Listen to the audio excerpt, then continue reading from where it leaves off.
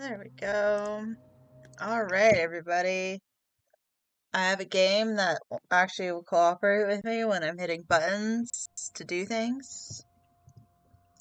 Yes, confront Mr. Hunter, but not just yet.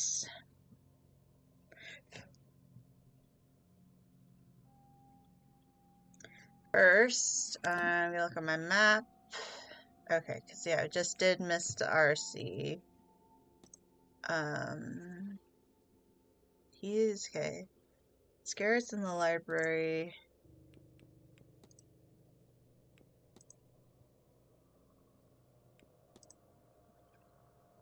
Okay, she's still there.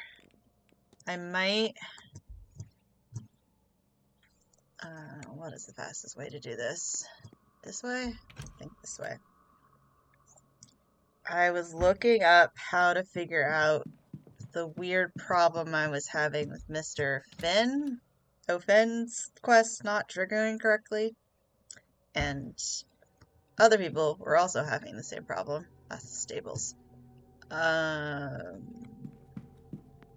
so they're like, oh, if you just talk to Fia or Rory, that will fix it. So we are going to try that. And then go into the library, talk to Mr. Scarrett. And then, because I still have an hour before I can talk to Mr. Hunter. So, wanna get a few other things moving forward, and hopefully this will help me with Mr. O'Finn's case, get him actually solved out.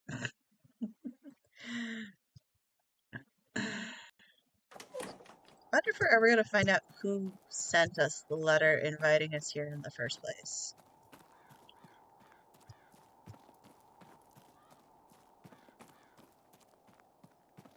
No.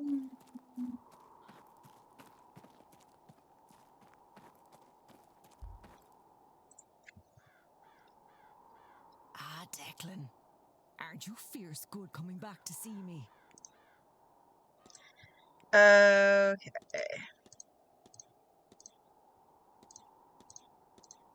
People. Do you know Mr. O'Finn? Ah, he's a good laugh. We've known each other for a long time. If you knew his druidic code of conduct, you'd know he and I are singing the same song, just with different harmonies. I'll let you take care now.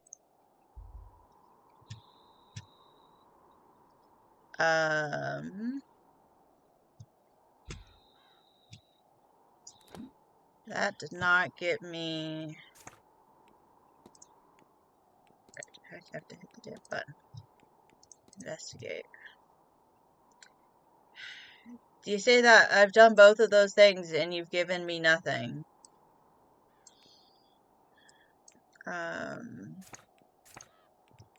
Where is O'Finn missing?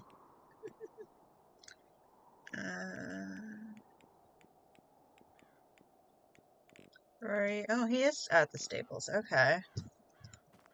Maybe talking to him will also help.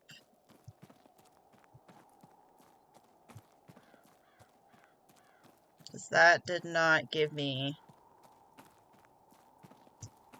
the answer I thought it would.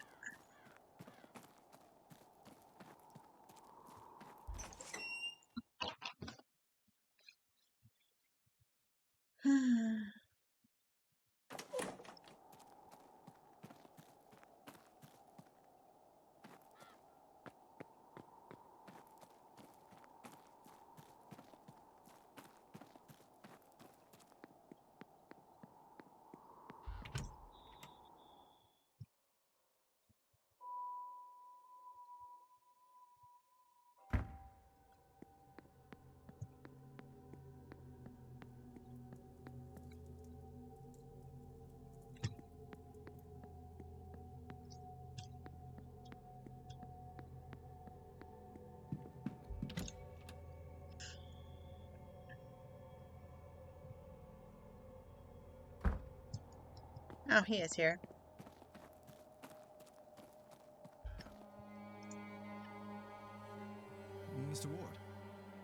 What can I do for you?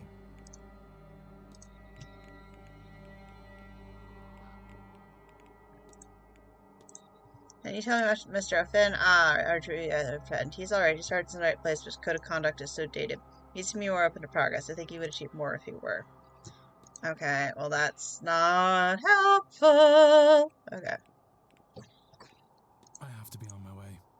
Be well, Mr. Ward. Yeah, because it would prompt me to hypothesize if I could. Okay.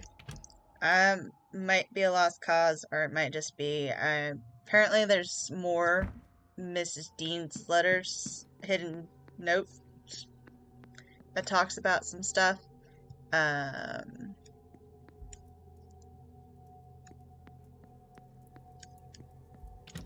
Library.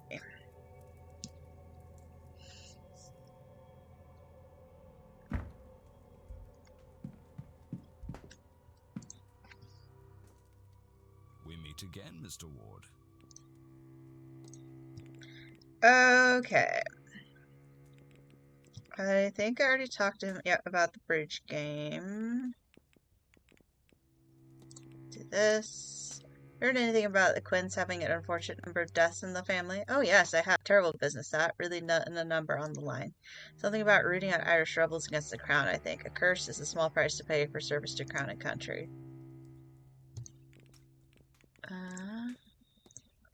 Are you ready for the end, Mr. Scarrett? Had a few glasses, have you, Mr. Ward? Ready to set the world's wrongs straight, eh? It's quite alright. It doesn't bother me. I've had to face up to it, of course. I'm not getting any younger. Absolutely terrified me, of course. Death. Whoever is ready, really. Really ready. Well, I suppose I am, now. I spent a fortune looking for ways out, mundane or magical. Sadly not something money can buy, but in the pursuit of a spell, amulet, or ointment to buy myself more time, I met one of the other guests who's now here, Miss Evelyn Dean. We talked, she listened to me, gave me readings, she helped me realize what I was scared of. She convinced me that I didn't have to be scared anymore. She showed me a path to controlling the fear.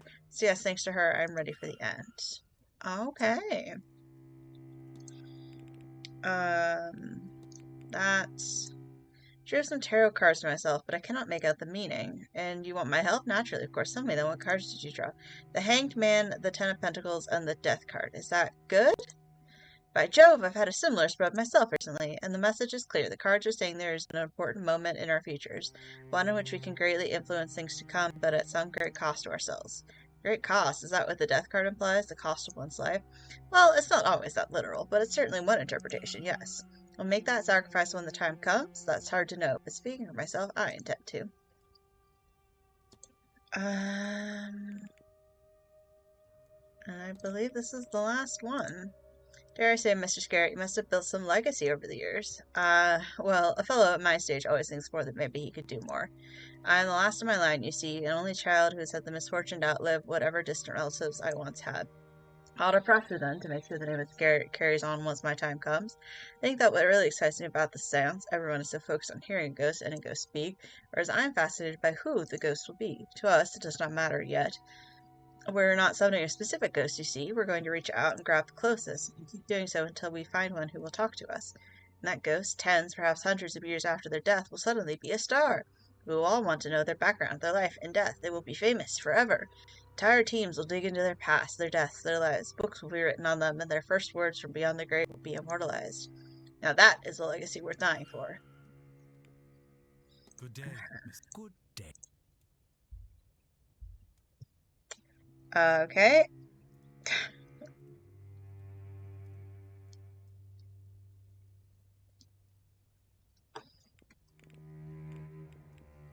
Oh, I should save actually. One. Back. Investigate.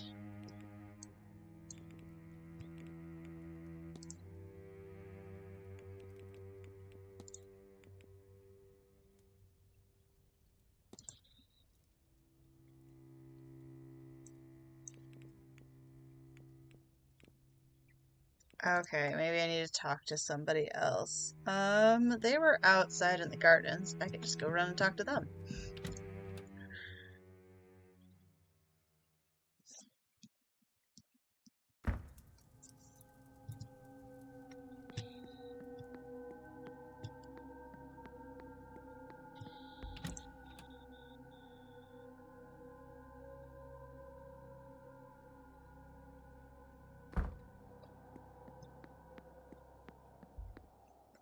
Actually, I'll talk to you. You're much nicer to me.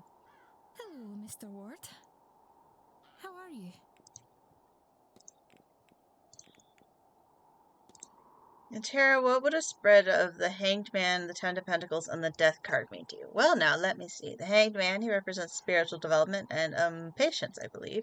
Death doesn't mean death, not really. In an abstract sense, yes. Like how part of you dies as you change and grow, but that's all. It's not a card to be scared of. Or maybe it is, but not in the way most people would assume. The Ten of Pentacles is about family and sharing, and the security of peace one gets from that. So they're meeting together. I must admit, I don't really know. I work with the cards as a way to focus my own gifts. I honestly couldn't give a clear reading here, not while my sight is dull. Perhaps you should speak with one of the more accomplished readers. Okay. I'll let you be. Take care. Like you. Again?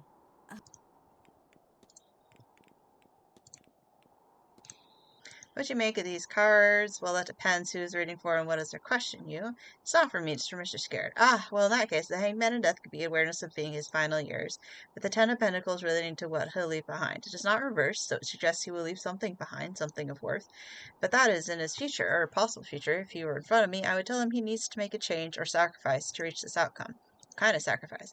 I'm not certain. An acknowledgement of sin, an end to indulgence, or the taking of a life. I am sure he would know which. Though knowing him, it's almost certainly not the first two.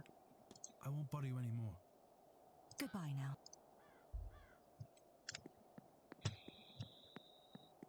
now. Where is Zavani?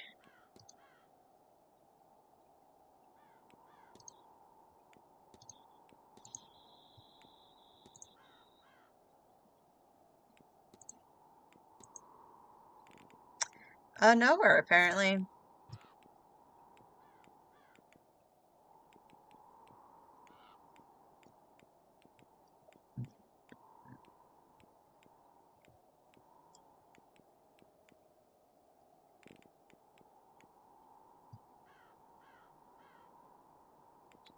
Okay, I just don't know where she's gonna be.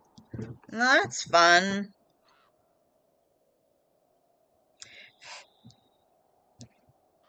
I don't think I missed anything.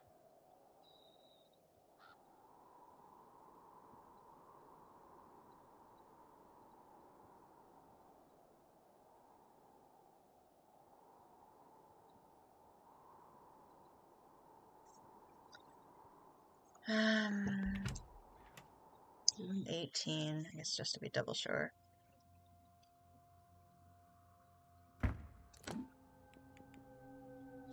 Um, 18 is here on the atrium. Okay, so across from Montavani's room.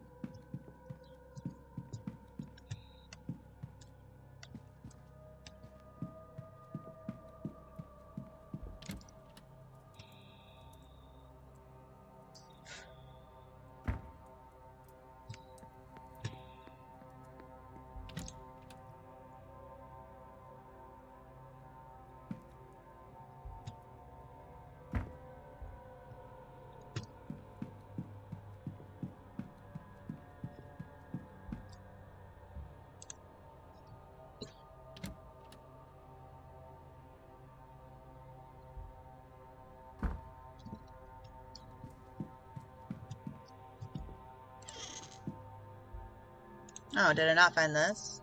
Upcoming seance. Whoever is someone is death. I thought I had gotten that, but maybe I got it in that version of the game when my game crashed. Okay, there we go. God damn it.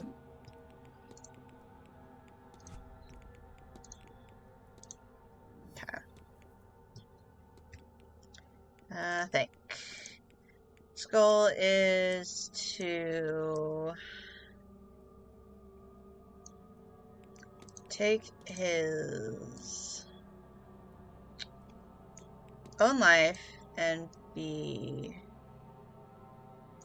immortalized as the first ghost to speak from beyond the grave.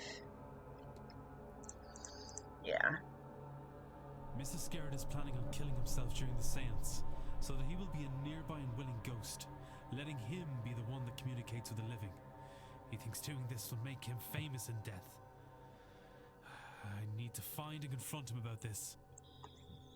Woo!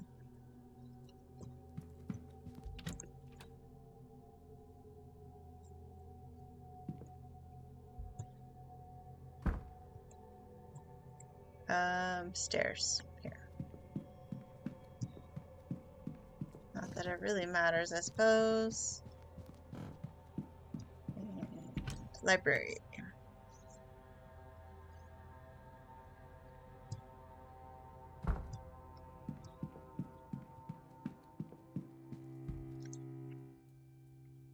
We meet again, Mr. Ward. Front. The old sacred life immortalized first ghost to take from beyond the ground. And what a plan, yes? People across the globe and the ages will know this moment, this piercing of the veil, and with it, they will know the name Michael Skerritt. Impressive, eh? Frankly, Mr. Skerritt, it turns my stomach. What? That the best way you can think to see out your days is by ending them in the hope of impressing who exactly? The others here at the event, businessmen back home, or historians in the future. Such a pointless sacrifice. And you don't even know if it will work. I believe it will work. Miss Mantovani can pull it off. Perhaps she can. And she'll get all the accolades for it too. You know Louis Pasteur for his vaccines, or Joseph Lister for his antiseptic sprays. But not the people these were tested on.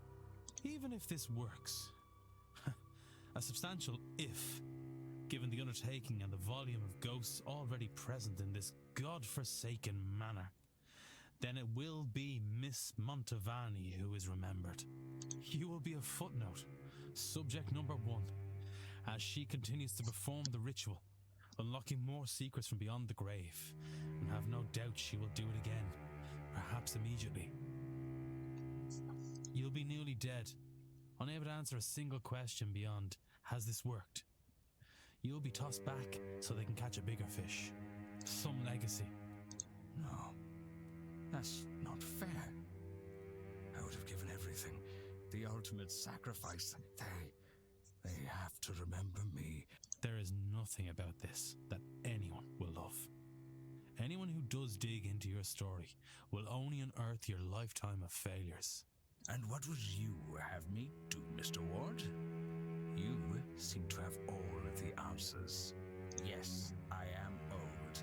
Yes, I have no legacy to speak of. How would you see me change that path, if not at the seance? You answer me that, and I shall stand down. You have my word. Okay. With his resources and connections, there has to be something more meaningful he can achieve with the time he's left, something that will get recognition he so craves. Whether he deserves it or not, he could do some real good in this world. I need to find proof of a person being immortalized through their charitable deeds, rested in a monument or a record of some sort. I do, in fact, know this. Also, so I am sort of using a guide at this point, just to see how much I can get done.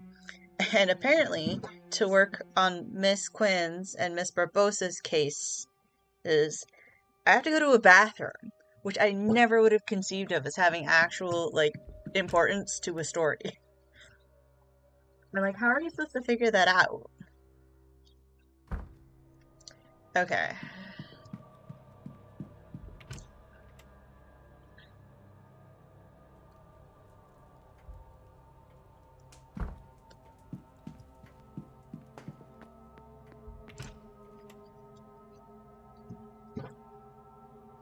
Going here, lads.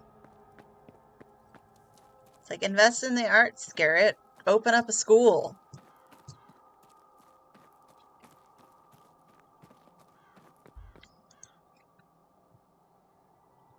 The bronze statue of a lady is not that old, a few years perhaps.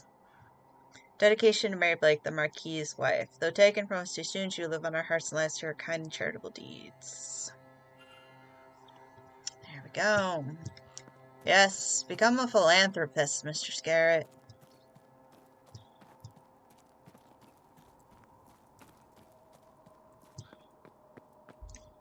That is the actual key to being remembered and having a legacy.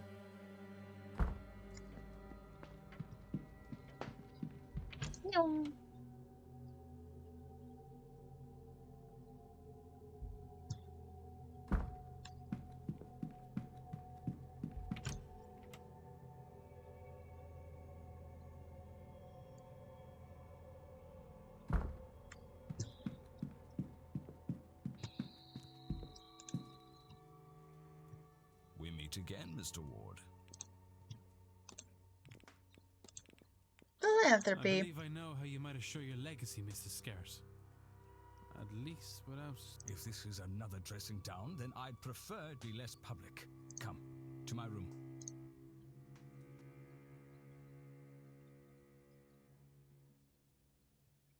I know about the tarot reading that you received, and I know how you interpreted it. But there is another way to interpret it. Instead of sacrificing your life, your remaining time, sacrifice your money. You have so much wealth, so many connections. You could really do some good with the time you have left. Mary Blake, she undertook numerous charitable deeds and has statues erected for her. And more than that, people speak fondly of her. She is remembered and loved. You have the resources to do the same. Don't throw your life away. Refocus it and do some good in this world. Finally. Marchioness Blake's good reputation did reach as far as London, and was mourned even there as a result. You make a compelling case, Mr. Ward, but would people not see it as disingenuous? Genuine or not, you can make a much needed difference. That will be celebrated. You will be celebrated. And perhaps along the way you'll find you actually enjoy the good work. I suppose there has been a gap to be filled since her passing. Perhaps I can do something to help there. It is a better bet than death. All right, so I gave you my word, and I stand by it now. When I return home, I will reach out to any foundations that suffered from the Marchioness's death and loss of funding. This could bloody well work, you know. Good chap. Woohoo!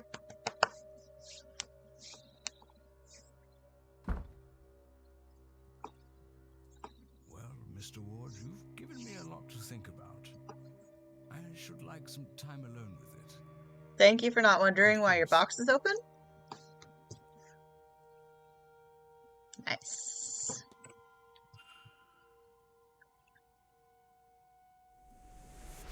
Oh, past the halfway point. Nice. Okay. So I need to be the one by Mr. O'Finn's room on the map, which is right here. So, excellent timing.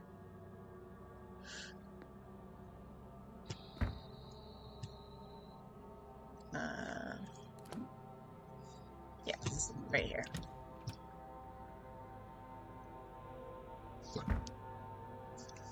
Yeah.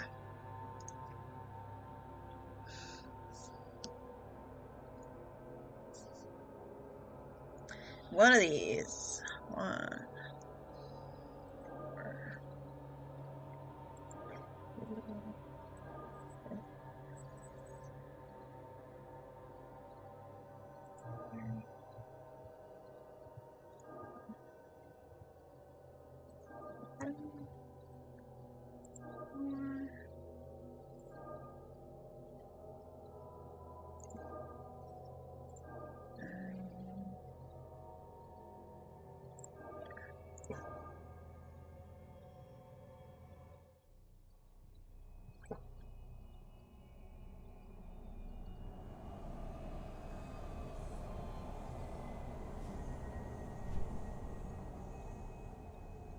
Okay.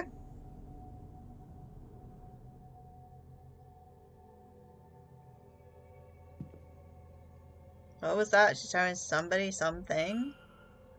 Yes. Ah. Actually, I should save now that I did Mr. Scarrett and just did all that.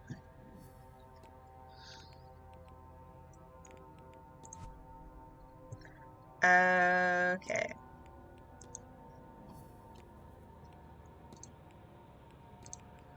So form a summoning ritual to remove the curse from the Quinn family, I would assume. Miss Quinn wants to lift the curse on her family. I should find and confront her about this. I mean, that's a perfectly good thing to want. Quarantine is actually quite a nice name, I will say. Patreon.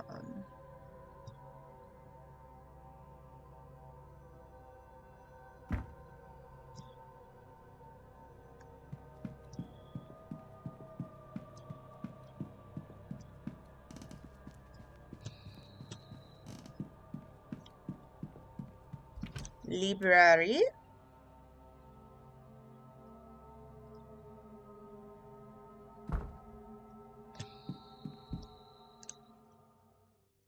Hello, Mr. Ward. How's the day treating you?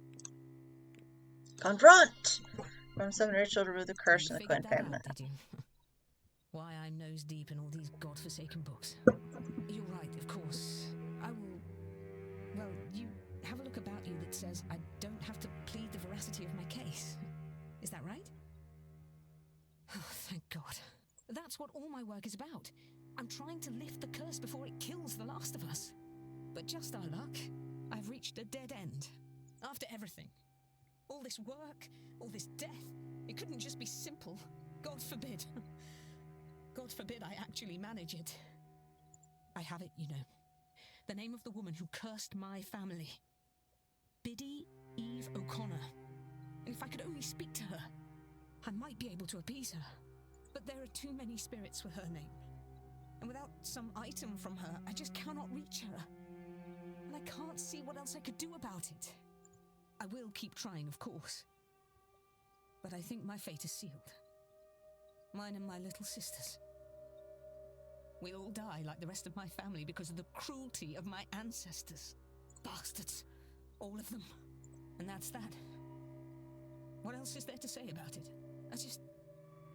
I don't want to talk about this any longer. But, look. Take this. If you find anything to do with it all, tell me. Would you? And God knows there's nothing else for it. Awesome. Now we can work on Miss Barbosa.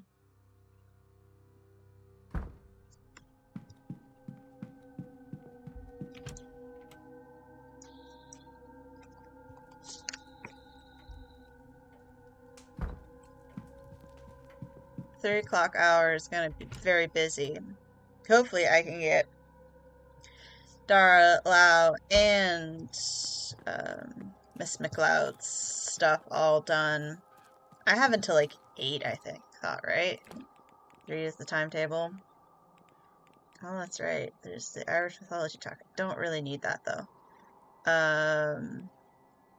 That's dawn. Dusk. Silent dinner is at 8, and the seance is at 9.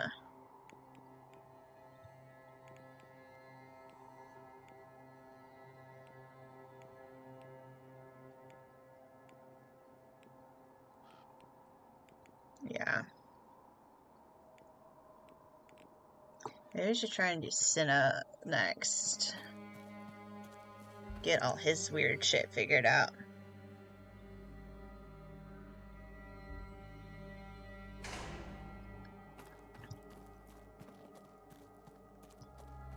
I will say, I am looking up a guide for all of this. I'm gonna pet the horse.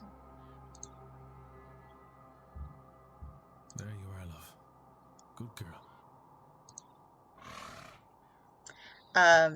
I am sort of partly using a guide. Well, mostly using a guide now, but I'm not looking at the answers to the hypothesis. They have them blacked out on the guide, so you can click to reveal them, obviously, but More questions? I'm trying to at least figure that out myself. Well, I thought this might be useful to you, miss. It's research of the O'Connor family. I notice it bears the same crest as your brooch. Ah, But there's so much detail here. Where did you get this? It's Miss Quinn's work. She's been researching the O'Connor family for a ritual she wants to conduct. The woman she's focused on, a Biddy Eve O'Connor, had a son who emigrated. I was hoping you would check the date of his departure against that of your father. Yes, they line up. But his name is Seamus O'Connor, not Shay. A cousin, maybe. Hang on, I can't believe I didn't make the connection before now. But Shay is often used as a shorthand for Seamus. So I have been looking for the wrong name? It is possible. Or we may have the wrong man altogether. So, this doesn't mean... No, it does not. But Miss Quinn says her ritual is a matter of life and death, and that she requires an item from that family. Which, it turns out, may be your family. So, do you think she might borrow that brooch of yours for her purpose? If she is right, it would not only help her, but also confirm we have the right man. Then how can I refuse? Come, let us find the Queen Woman.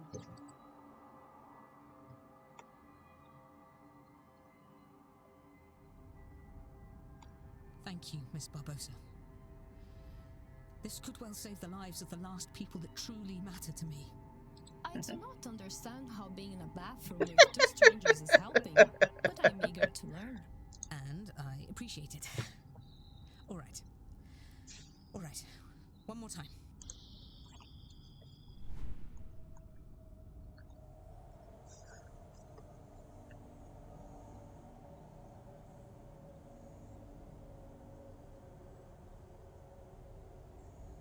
Hear me, Biddy Eve O'Connor. I call you from beyond the grave. Hear me, child of the family you damned. Hear me, so that we may bury all this grief. Santo Cristo, fantasma. Are you Biddy Eve O'Connor? The same Biddy Eve O'Connor that cursed Fionn Quinn and his descendants? Fionn, that's a fun name too. Good. My name is Quarantine Quinn. I am of the third generation of the Quinn family since Fionn Quinn, and now one of the three of us that remain. It is myself and my two sisters. The people that wronged you, and they did wrong you, I will not deny it. They're long since dead by your curse. My ancestors sinned against you, but we did not. For the sake of my life, for my dear sisters' lives, I implore you to release us from your curse. Would you consider this? Now the man who hurt you so is dead. Excellent. All right. Let me think. Do you require your bones to be laid to rest? What does... If too many candles blow out, the ritual will be over, spent, and I will have lost my chance. My family will be doomed. Oh, Do you have some unfinished business here that I could see to on your behalf? how many candles are too many? I don't know, but I don't like the chances. The spell is already failing. I don't think it will survive another wrong question. Another extinguished candle. What did your ancestors do to deserve all this? They betrayed their fellow Catholics to the crown, and then they took the land. Oh, maybe, Biddy O'Connor, you would have me relinquish my claim on that land, the money from it. Oh, why didn't I see it? Miss Barbosa, Inez, would you accept the Quinn lands and the money we made from it? What? It was ill-got. It shouldn't be ours. And if it will satisfy Biddy O'Connor for her descendant to have it, will you take it? Oh, she is pointing at Inez, You are paying attention to the serious? text. Yes. I will accept it. Biddy Eve O'Connor, From the bottom of my heart, I offer you my deepest apologies for all the wrong done to you. And my promise, the Quinn fortune will go to Inez Barbosa. She can do with it as she likes. I will relinquish every acre and every penny of it immediately. This I swear to you on my honor and my life. And if that's all that need be said, then I bid you goodbye, Biddy O'Connor, and thank you. May you rest in peace. Come, Miss Barbosa. We'll go to the telegraph room and send word to my lawyers so they can get the paperwork in order. Lead the way, I suppose. You'll be needed too, Mr. Ward. To witness. Come along, would you?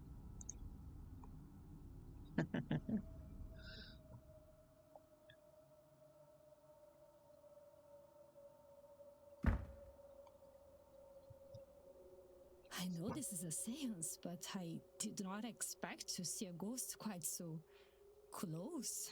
And for her to be my grandmother. Yes. I am sure it is a lot to take in. But look, that hardly matters now. I'm going to write to my solicitor and have him prepare everything for you. All we will need then is to get the deeds to you. Now, you sign here to prove you accepted them. Then you here, Mr. Ward, as witness. So you are serious? It was not a lie to trick the spirit. Completely and utterly serious, Miss Barbosa. One does not trick ghosts and come off the better for it. Inês. Just call me Inês. All Inish. this, it's hard to comprehend. Well, you have the rest of your life to get your head around it, Inez. And now, so do I. And if I am to call you that, then you must call me Quarantine. I've always hated Miss Quinn. If you say so, Quarantine. Plenty of time to get familiar now. Isn't there just? But you know, I think I am done with summoning the damned. I'm going to skip the seance and do something I've not done for some time. Think about the future.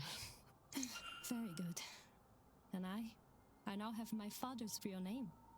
Seamus O'Connor. As much as I value the lands and wealth, that is the real treasure in all of this. Woohoo!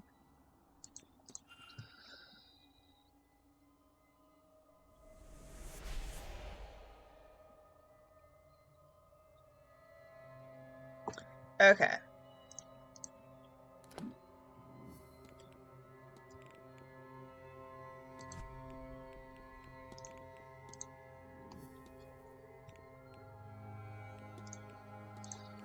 I do find that it's funny. Inish Barbosa's goal is to blank a blank in her blank now that her blank has blank. Start a new life in her father's homeland now that her old life has gone up in flames. I would assume, yeah. Miss Barbosa came here to outrun her criminal records and start a new life in her father's homeland. I should find and confront her about this. Not that that's like the worst thing. She More questions? like starting life. Well, yes, that's about it. And I think that appears to be going well for me, yes? Still, I have learned much about the summoning of ghosts. And I have my father's name now. Do you think I could see him somehow? Yes. Okay.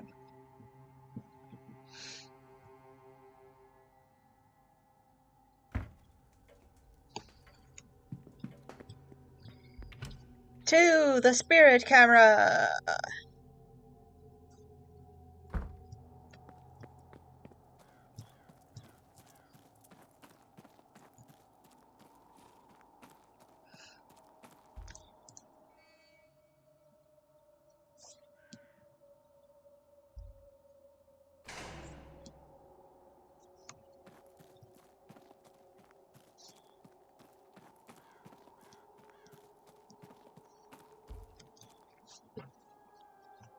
Mr. Ward, What can I do for you?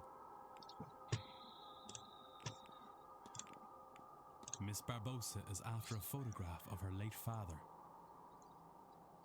Do you know how I might be able to get something like that? You're looking for spirit photography there. And it just so happens, I might well be able to help you. I will need your father's name to summon him for the photograph. I have it already. His name was Seamus Shea O'Connor. Seamus O'Connor? All right then. Why don't we find Miss Barbosa and go get set up? I'm like, oh, I'll do these runs. I can't do it according to this guide until later.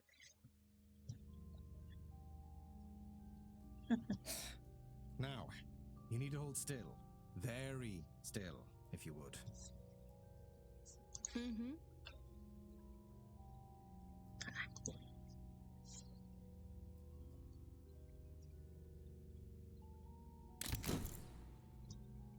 Aww.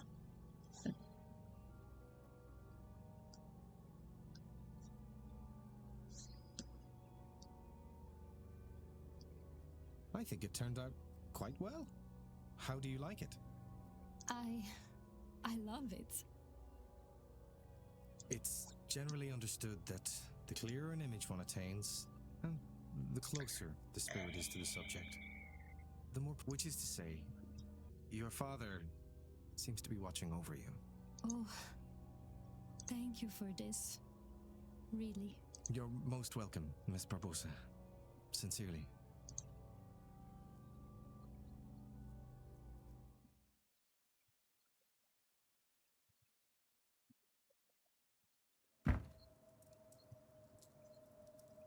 I'll develop another copy for you, just in case something happens to the first one. Aw, You sweet. don't have to do that. Nonsense, it's no trouble. I'll get it to you just as soon as I'm able. Your father's name, I take it he was Irish? He was. That's how I came to be here. And how do you find it now you're here? It would be hard to explain how much this magic house has done for me this day. And now that I have this image, I feel no desire to attend this seance. What a strange relief that gives me. Woohoo!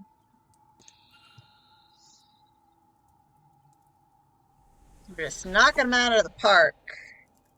Okay, so I can't do Mr. Scarrett and Mr. Doyle yet, because I have to do Doyle before I can do Scarrett, it turns out. Not surprised they are connected. How close am I still?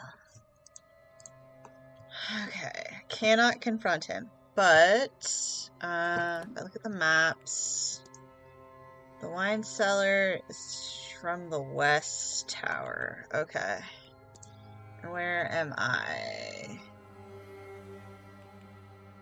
Here. So all the way across.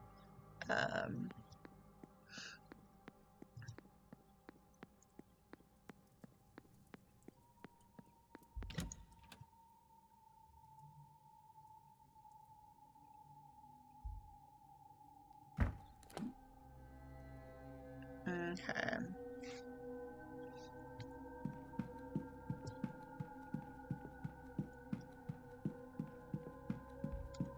This one, right? Yes. I think the guy did tell me why I was getting that passcode wrong. I'm like, why is this not working?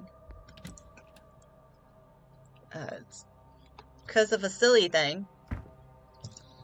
This is a silly place. It does a silly code. Apparently, because the note was backwards that led us to that clue, you have to do the date backwards, which is why it wasn't working for me. Okay.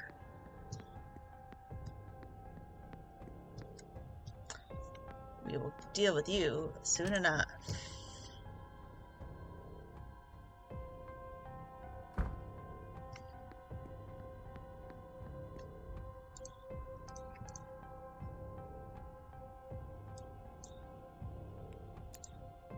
Oh. 7, 8, 7, oops.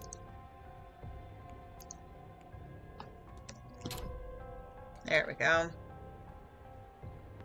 Okay.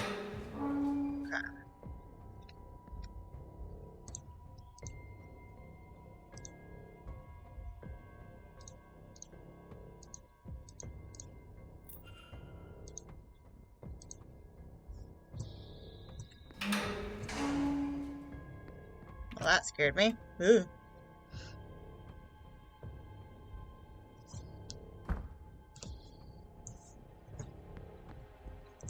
Okay.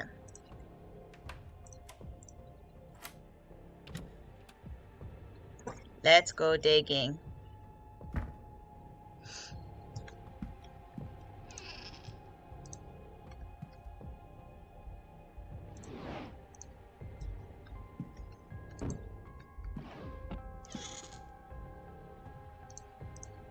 Blankets.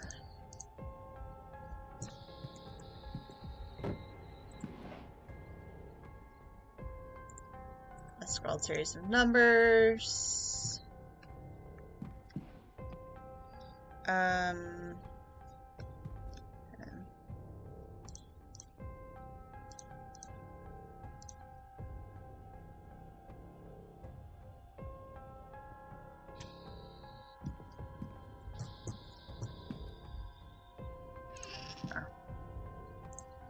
Posted notes and guest events where she goes written alongside them. It seems like Mr. Riley doesn't believe she left in the middle of the night after all.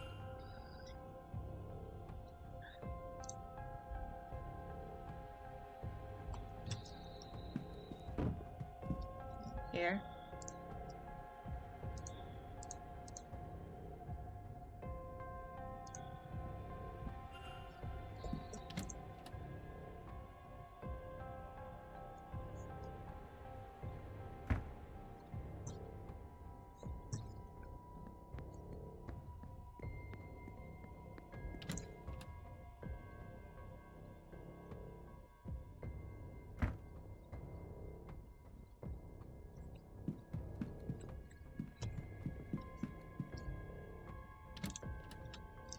I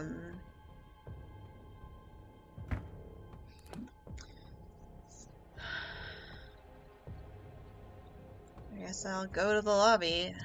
Oh, I should save because I've done a few stuff. Yes.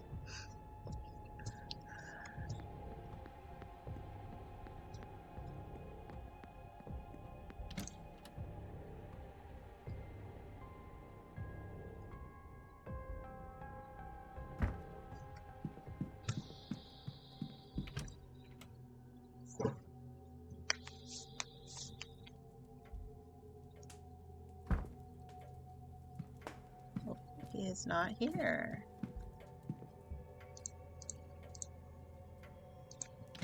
I got lucky.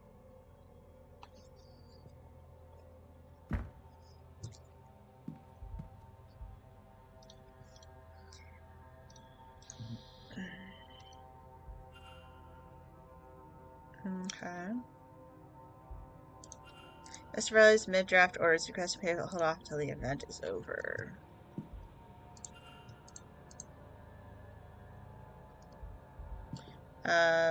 Okay. Just use the code there. Yes, I know. Okay.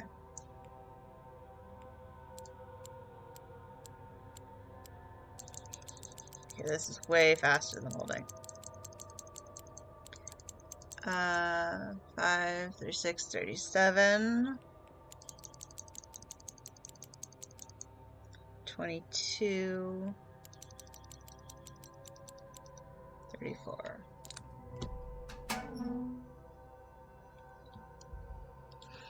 Copy of Miss Maltony's contract for week's worth. He's paid £3,000. The further £2,000 is paid to the solicitor. If nothing comes of that, no wonder she has come here. Her papers, accusations of good. The manor seems to be on the brink of closure. It seems like the Marquis is betting everything on the seance. He's even pulled all his wife's charitable efforts to focus the money here. Strange way to honor her legacy. And then let's get out of here before I get caught. Okay.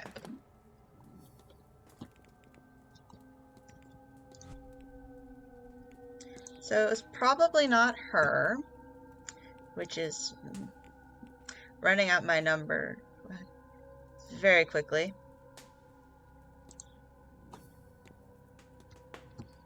Okay. His goal is to...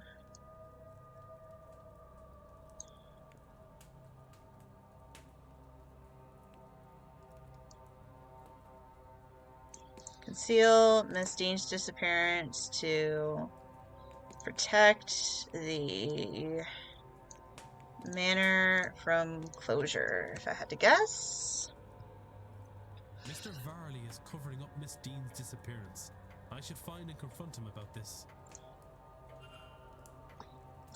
Yes, but where is he? That's the actual question.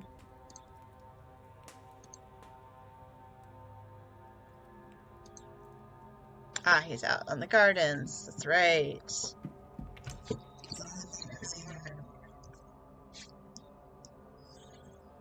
Oh, that's right. I can just summon. With the bell. Bing, bing, bing. As it says here. Reminded me.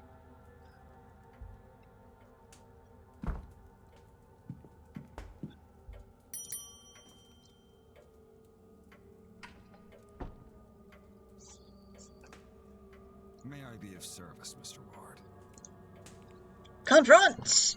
Goal to steal Miss Dean's appearance to protect the manor from closure. I regret to say it, but you're right. Do not get me wrong, I am concerned for Miss Dean. But I have done what I can, and still cannot find her. Sir, you have not done what you could. You hid her disappearance. If you'd alerted the police, then a proper search of this place could have been undertaken. Something may well have happened, or happened to her yet, because of your meddling. You're right, of course. This place, this hotel, it's not just a business. For the staff, it is our home. This seance, the Marquess's obsession, and the money spent. We need this event to go well, or we are homeless. And if Miss Dean's situation had gotten out, we would most assuredly be in trouble. But there might be another way.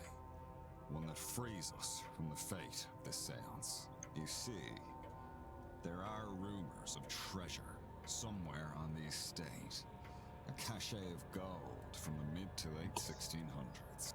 Grania, the wife of the original Marquess Edward Blake, she did not choose to be with him. She had hoarded a sum of money, intending to use it to escape her husband. She stabbed him in his sleep. But he awoke and managed to live long enough to kill her. They died together, and the treasure has not since been found. If that's true, and that stash of gold is somewhere on the grounds, then finding it might just be enough to save the hotel. I've had no luck, obviously. But you might be able to find it. It's certainly possible. If that will stop you from hindering this investigation, then I will see if I can help. Take this. It was found in what remained of the lady's personal belongings. I've never discovered what it unlocks. It's not much, but it's a start. Da-da-da-da. Okay. If I go... I know where the key goes. I'm just trying to figure out... Where is the goddamn kitchen?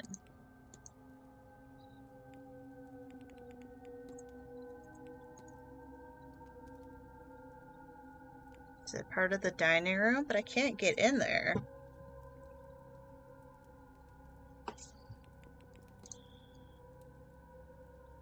Is it here, maybe? I just never saw it. Maybe it's that door.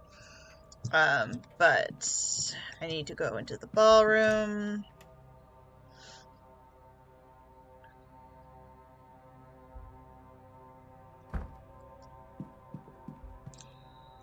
Oops.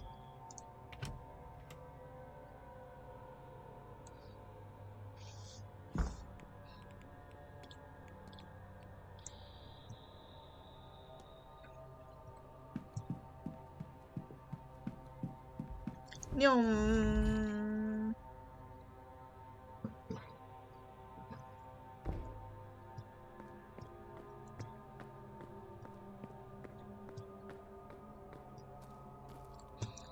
Okay.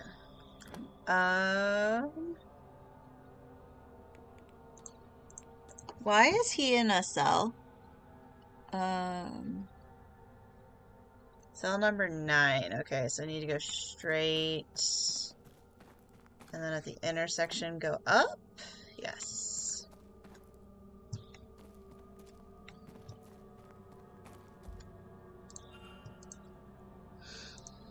I wonder.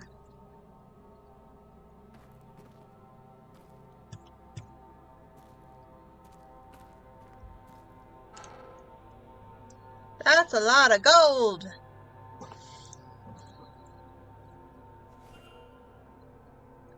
That thing is gonna be heavy as fuck. I don't know how the hell you're carrying it.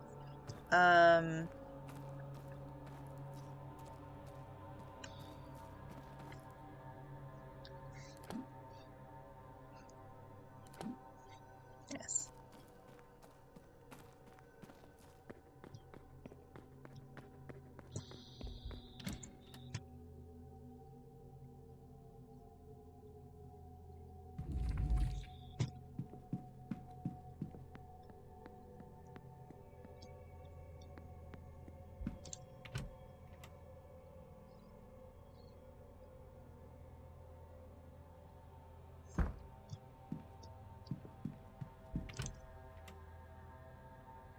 Yeah, that's gotta be very heavy. I'm amazed we can pick it up.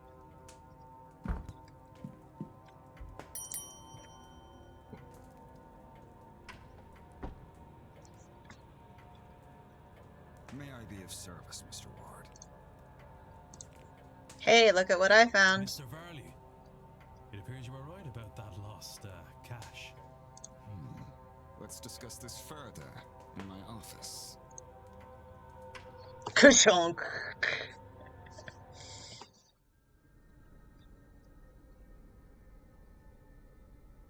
Oh, I only took 1 coin. I can't believe it. I'd hoped it really existed, of course, but I owe you a great debt, Mr. Ward. I wouldn't want to put another one on you. I think you've had your fair share. I believe you've been given the blessings of the woman who hid the money too. I think now you just need to put it to good use. I most certainly will. Thank you, sincerely. And, Mr. Varley? Sir? Never risk another guest's life. Not for any reason. Because I will find out. And I will have this place shut down. Understood.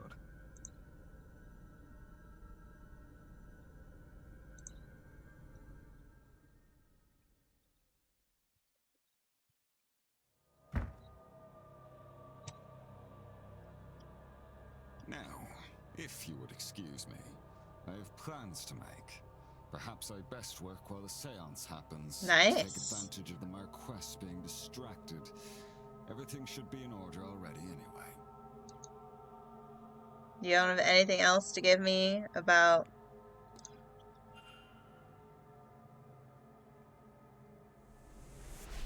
Oh. Third light is down now too. What thresholds do the lights mean? I think the good qualityness of my endings. So I wonder if that means there are 4 endings.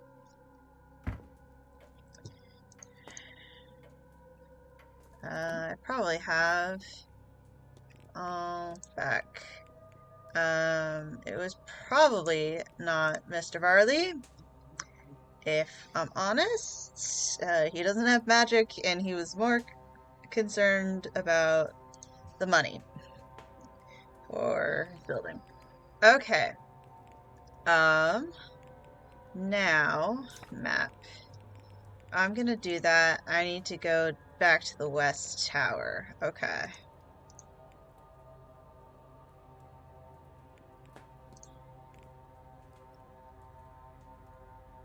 Which is up and around, of course. I'm just finishing up something here, and then I will be on it.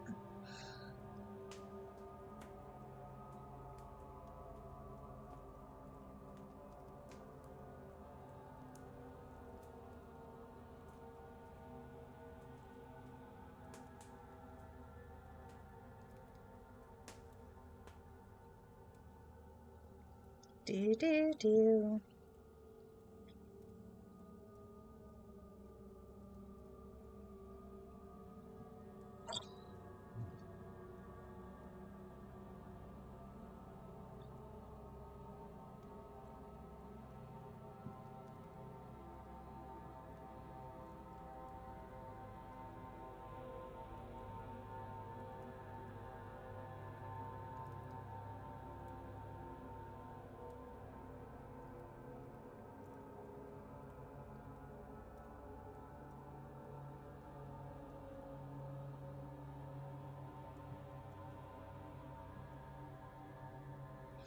Okay. Let's go see if I'm right about that door being the kitchen. Kind of need it to be if I want to get another mystery done. Okay. Right here.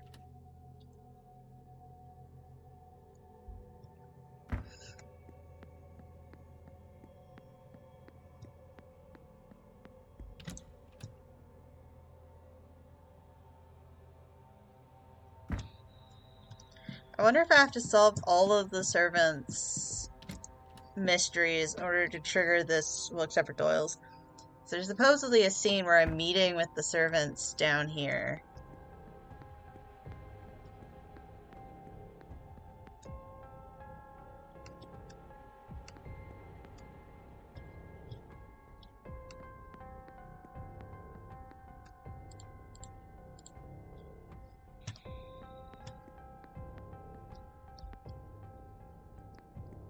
Can't go in there yet.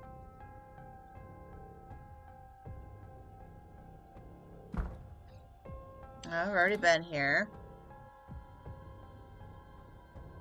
Okay, so that's the women's storm. Where the hell is the kitchen then?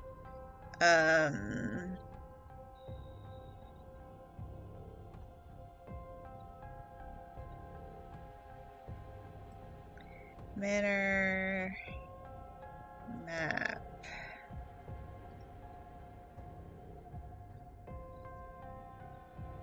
I bet they use a Wiki-GG.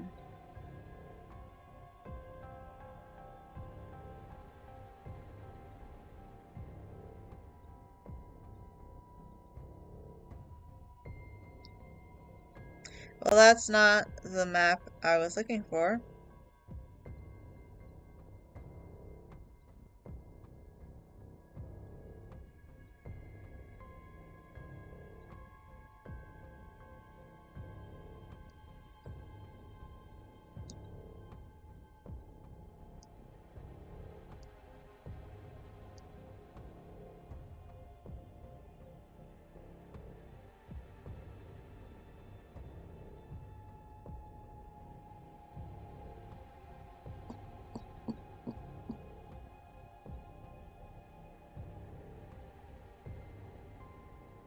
Taking too long. I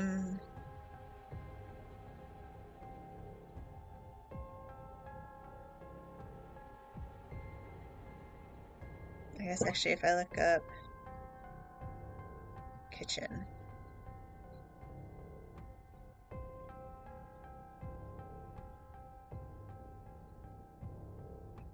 Oh, I can only enter the kitchen after 3 o'clock. Okay.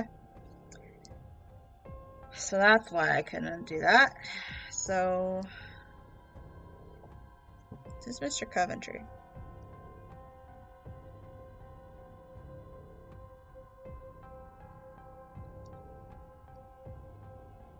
Ah.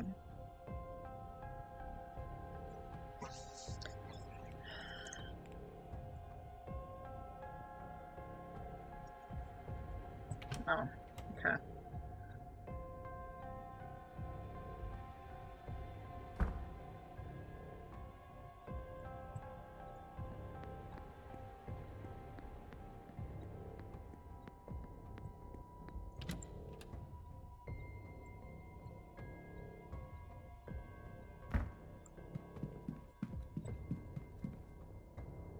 Oh, come on.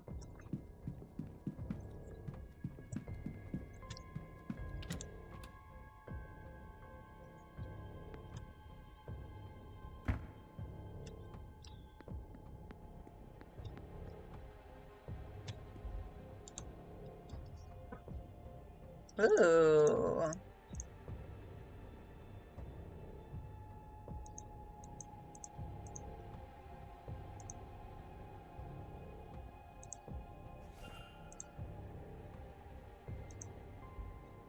Does that mean I can now go back to Miss Dean's room and do that little puzzle?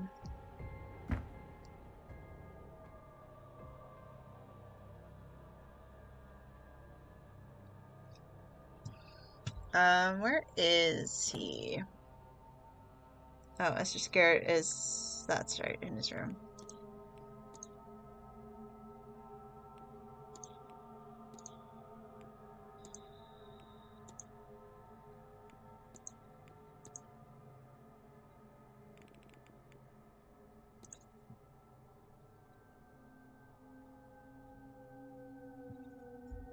I'm gonna look around to his...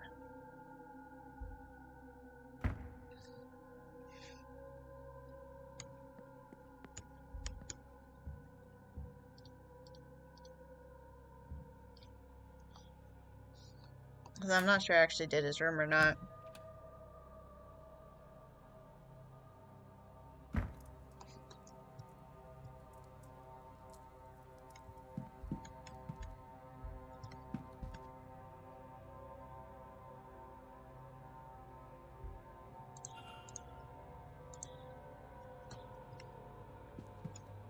Yeah, no, I have not done his books.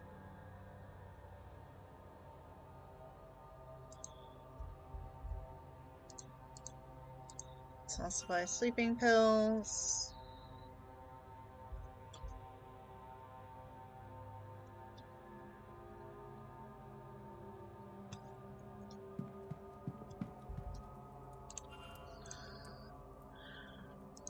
Interesting.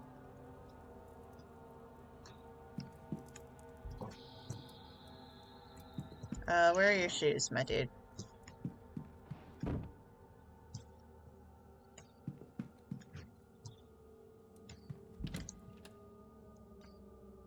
Guess I can look at my timetable, see if I know where he's gonna be. Records. Oh, timetable.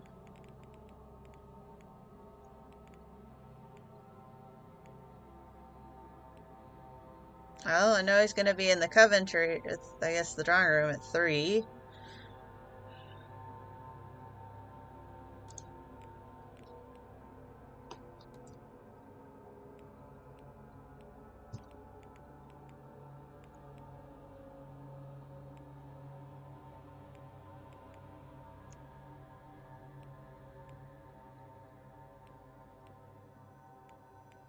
And he'll be at the stables. Okay. After 4. So that gives me some time. Okay. So I guess I just gotta waste a little time. Till 3 o'clock.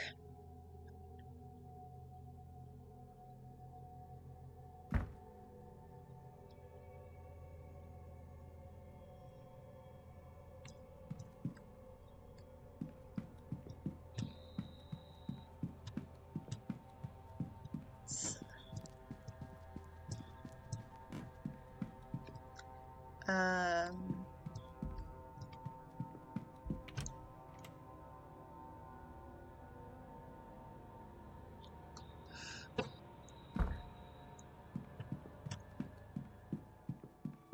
You still in here, Mr. Sham? Yes, let's talk. Mr. Ward, you need to talk to me? Yes, of about exactly 26 different things. How are you feeling now?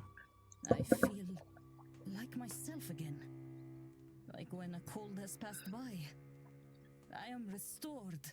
But Sophis, what magic was that? How does something like that work? What did Wilhelmina get up to when she left here? Was it Nectar Nebo who had taken a hold of her body at the time? Or some Gin? And what damage have they done? I feel like these things may become my next obsession.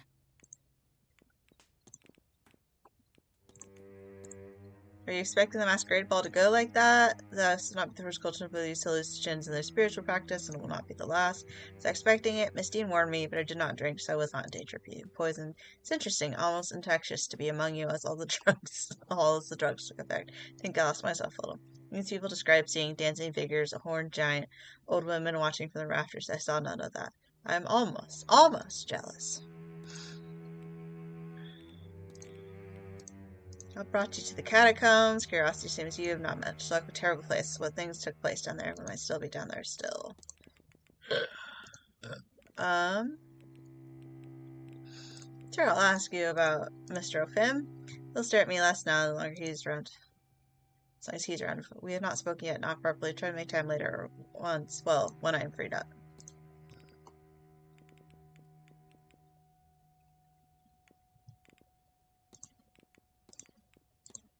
He's spoken to the porter. He talks more than my old auntie. I asked him a bit about the ground and could have written a book with what he shared. He even offered to lend me his keys so I could see more of the grounds for myself, but then realized he had lost them. Such a shame. Have you met Miss Murphy, the resident cook? We've run into each other a few times. She always looks worried about something, but I can never tell what for all her stammering. You spoke with Miss Callahan. She looks to me like a gecko on my head. It makes me uncomfortable, and so I avoid her. Ask about yourself. Have you met Miss McLeod? A strange girl with two faces. She needs to decide which to wear before she's left with nothing between her ears. Spoke only once, and it was nonsense she spoke, but there was enough between the lines. I talked to her, Miss Lau. Yes, she walks more comfortably in this world than I, but it's still not home to her. We got on well until I told her I was friends with Miss Dean. She kept her composure, but she pretended to get cold and quickly laughed. Why is she such issue with Evelyn? I do not know, but I could tell her blood was boiling just under that cold surface. Rather that my friend has that effect on people. Spoken to the groundsman, not much, but we spoke when we brought the carriage to the station for me. He has a friendly face, more than some people here, that's for sure. I'd love to know what is in his safe. I saw him hurriedly deposit something there one evening last week. I wonder if it's a key. I'll ask you about Mr. Coventry. I have. He's also a student in the past. He's fascinated with the British Empire, and we did not see eye to eye when it came to stolen goods. He has a might makes right attitude. If something can be taken, then take it by any means. Miss Quinn, the poet? Yes, she seemed tired, so I brought her a coffee. We sat and talked a while. We both studied this area, me the house and her the region. I cannot say we pushed along each other's agendas, but it was nice to find overlaps nonetheless. Okay. So it's just people. Yeah.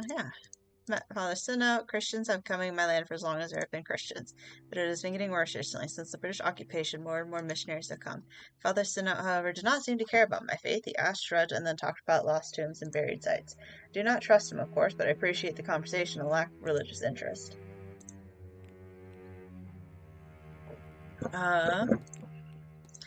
You met the young master at all? No, nor have I seen him, but then why would I?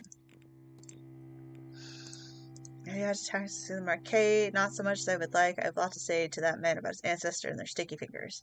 I'd say half the things in his house have been stolen from overseas. The other half, of course, haven't been stolen from the natives here.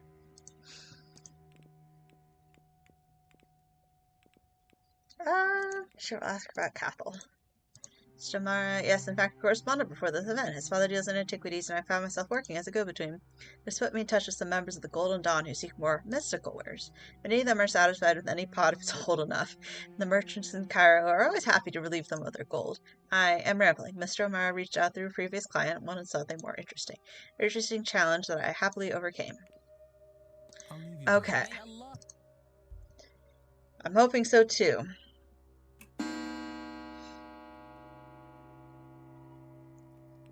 Okay, we're going to do the drawing room, because Mr. Darrow will be in their stables for a while, but I don't know when I'm next going to find...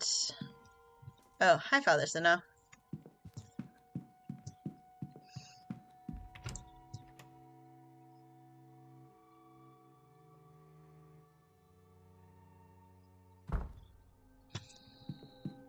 The lights changed.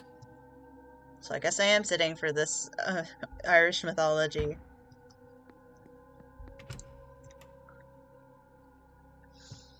Because I can't ever go in after the talk is done, which is always annoying. Ladies and gentlemen, I am Dr. Rory Callahan, and I'm pleased to see you all here. I'd like to give my thanks, first of all, to you good people for attending this talk of mine, and to the Marquess for inviting me to speak. I'm going to talk to you today about the mythology of Ireland. The generations of mythical figures that... Although this might help with O'Finn's thing.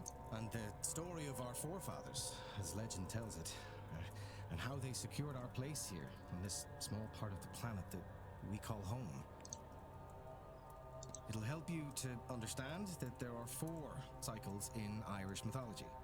First, there's the mythological cycle. It concerns the most ancient reaches of our mythology, a time when a godlike race, the Tuatha Dé Danann, they shared this land with the Aes Sídhe, or the fair folk, on which my aunt has already spoken to you. Secondly, there is the Ulster cycle, which took place around the birth of Christ. It mostly concerns the warfare of the regional kingdoms that made up what we now know as Ireland. The third cycle is the Fenian cycle, which focuses less on gods and their ilk, or even royalty. It concerns itself with the exploits of hunters and bards, especially the Fianna, led by the hero Fionn McCool. And finally, there is the fourth cycle, the cycle of kings. This cycle, as you may guess, tells the story of the kings of Ireland, often with a moral to their story about the qualities that are desirable or undesirable in a king. Even after the first cycle, where they're seen most often, the Tuatha Dé Danann occur in many tales throughout Irish mythology. They're not gods in the Christian sense. They do not have the same level of power, nor are they all-knowing. Rather, they're more akin to the gods found in ancient Greece or Rome. They are understood to have dominion over certain aspects of life, yes. But they were also understood to exist in a form possible for mortals to encounter, and bound by degrees of the practical nature that this implies. Their plans, as we find in these myths, can be waylaid or circumvented by wily heroes.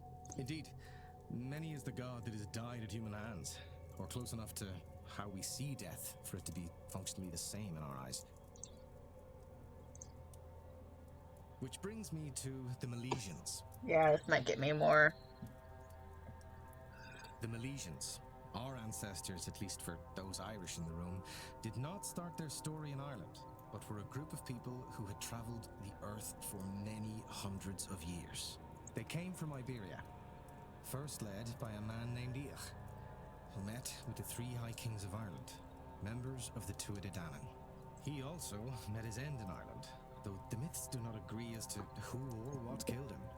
Regardless, descendants of his brother's line, the 3 brothers, Amergin, Eruman, and Eberfin, would later come to Ireland seeking the vengeance for Eoch's death.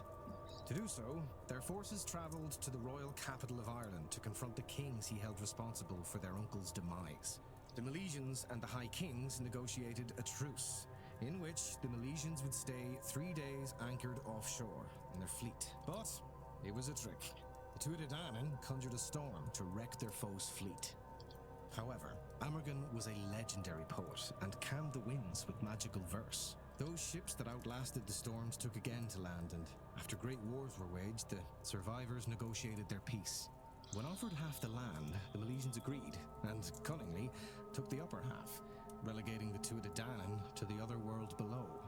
The land above was divided by Amergin between his brothers, giving the north to Erum and the south to Eberfin. They became the new High Kings of Ireland, then known in the Irish tongue as Era, in tribute to one of the sovereignty goddesses of old. Thank you all so much for listening. Oh, I didn't get any new info. This gives you an understanding of where we've come from, of the kind of people we are. A people who cannot be wiped out, who can overcome any force and the tricks they may use. A people who will not stop until this land is theirs once more. Good on you, Rory, being a nationalist. Yeah! You mostly succeed. It takes a lot. The box in the basement, yeah. Close the mystery of who fought with Miss Dean.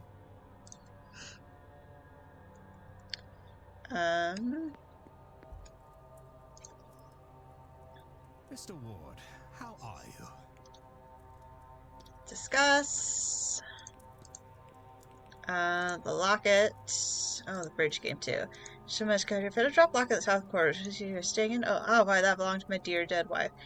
From before we were married. Dabney, she was. Elaine Dabney. I'm here hoping to speak with her, you see. I've told some personal can help the ink of the ghost. Lester dropped it. Thank you, Mr. Ward. Bridge game. There it was. I had to dust off my skills a bit, but it was a fun little game altogether. When I asked who played, I might try to round up a game myself, so it would be good to know who plays. Ah, yes. Well, myself, Mrs. Callahan, Mrs. D'Arcy, Miss Barbosa, Miss Quinn, and Mrs. Lau were there. Then Marquette Blake joined too. Then the doctor stepped in for, I want to say, Mr. Scarrett, who dropped out for some reason at the last moment. Sorry, what was your wife's name again? Lillian Coventry Smith, before we married. Oh, you just told me her name is Elaine Daphne. Oh, well, that was my first wife. A man of my age has history, you see. Okay. Good, and to you.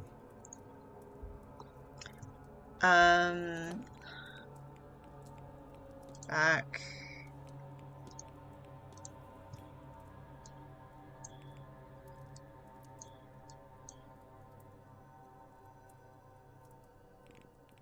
Oh, did I never get a statement from Amara? Maybe that's why. Where is he this hour? Not in the library. Not on the first floor. Not in the basement. Okay. I don't like it when... Oh, he's in the graveyard. Okay. Because it's wanting me to finish that off, but apparently I don't have enough. Okay. To go back up to his room. Because I have to get another thing now that I've asked him about the locket. Okay.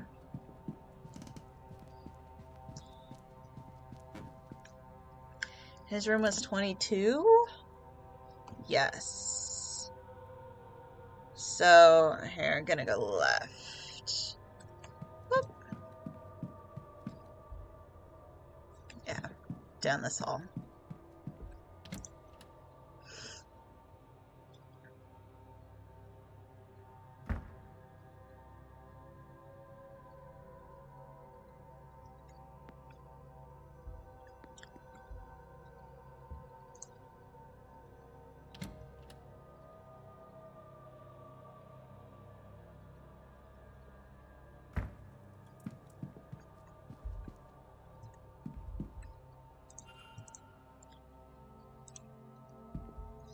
Okay,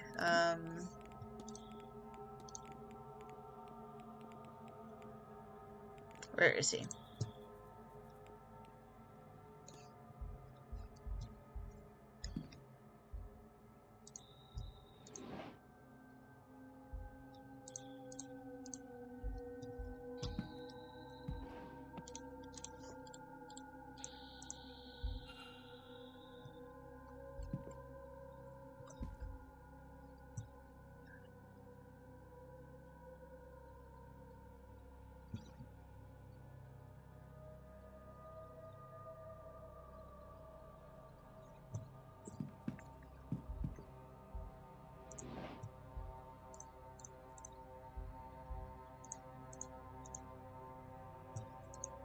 There we go. That's what I was looking for. Okay. Apparently that's all they can do until 9 o'clock. Which is when the seance begins. So I have to try and get as many other people done before then. Okay, I need to go to the stables. Go talk to Dara.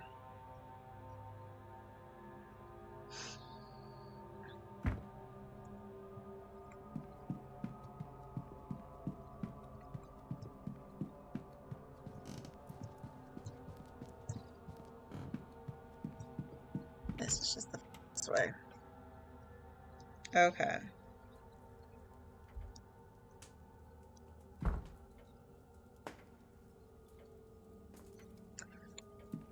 No, I'm gonna confront him first. But I guess I never did Mrs. Lau's room. Oh, it's so dark here.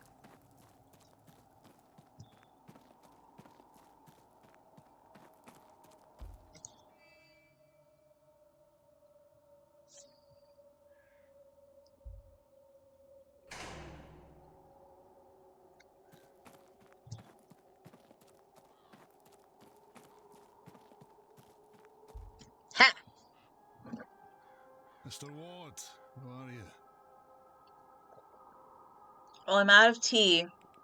That's how I am. That's about it. This whole event is bad news. And that Dean woman is worse. There's nothing I wouldn't do for Ivy, you know. A spell to keep her safe is nothing at all. And it's not like it'll do Miss Dean any harm. I've no interest in that. Not once Ivy is fine and well. But there's only so much I can do. If you're looking into everyone's business, look, you make sure Ivy is safe again and I'll break my charm. You have my word. Just make sure whatever effect is being put on Ivy is lifted, and I'll lift mine on Miss Dean. If Miss Dean has bound Ivy's vision in some way, then she'll have to have put the components for it somewhere. That's how binding works. Same as with my charm and the chimney. I took this key from her one day, when she was out horse riding. It looks like it belongs to the manor, but I don't recognize it. You'll have better luck than me, I'd wager. Okay. Yes. Yeah. It's key to the catacomb.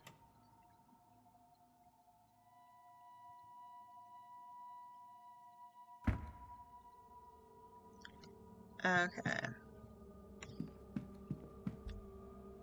That's the east tower. I technically want the west.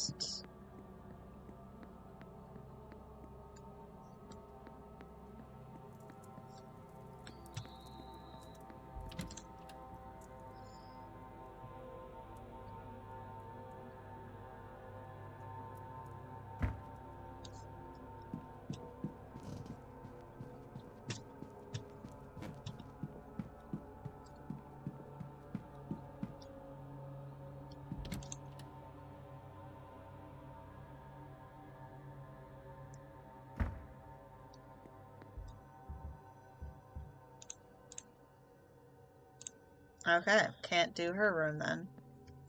At least not yet. That's unassigned. Did I do Miss McLeod's room? Okay. Can't do either of those things yet. Okay. So let us go down back into the catacombs.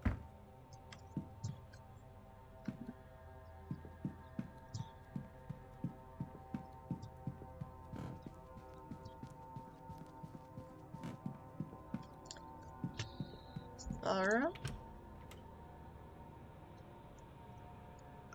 I think I should be able to go down into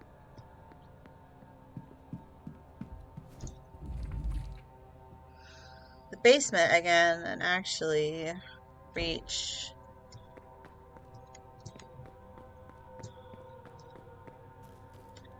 okay. So I want cell 7, it looks like. There's the guard room too. But 7 is just dead ahead.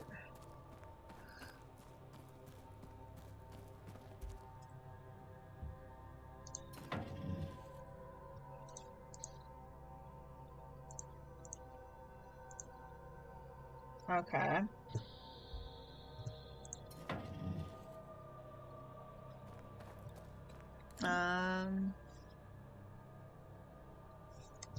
Actually, if I go around here and go here,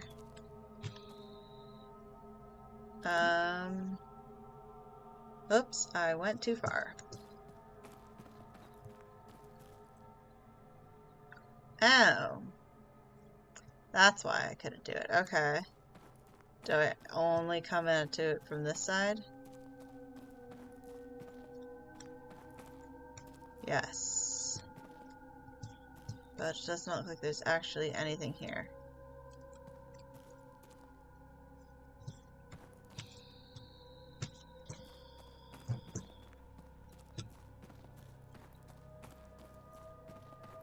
Okay.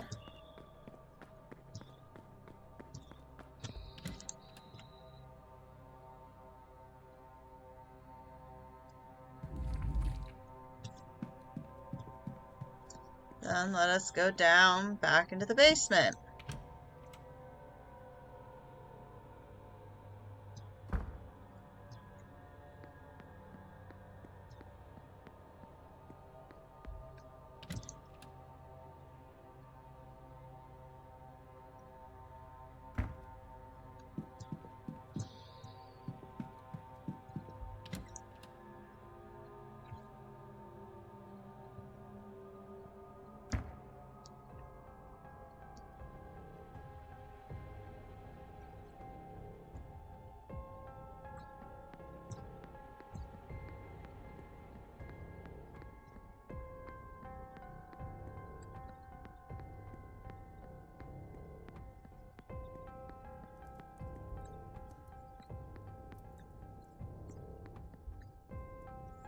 It's the men's dormitory. Larder.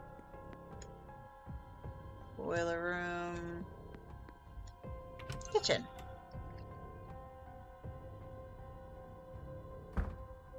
Don't necessarily like that it won't add things to its stock more than it's something sticky. It smells like treacle.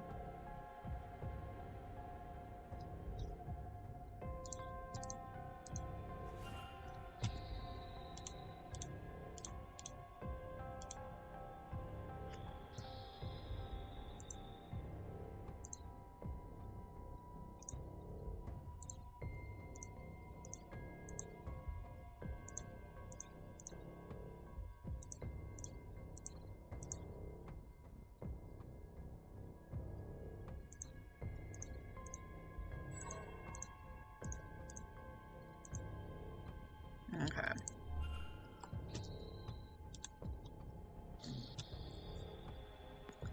So,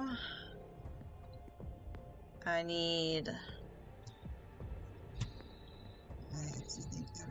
is in the washing room. That is the larder.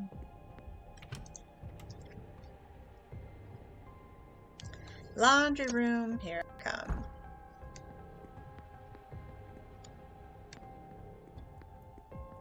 I can find it again. Okay, there's the men's room. It's the storeroom. It's the laundry over here. Laundry.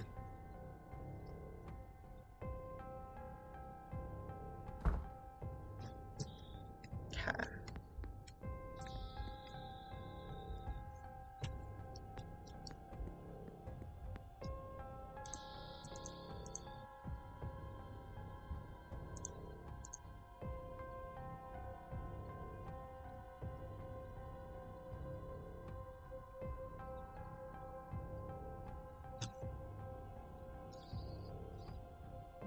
Oh, I'm sorry.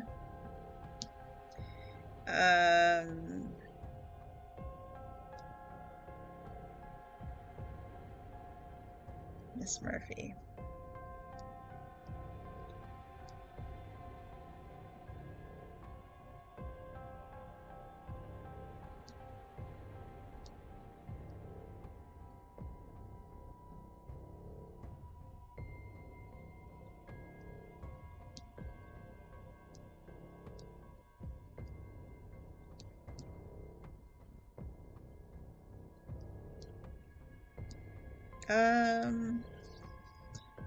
Well, yeah, I looked at that crib.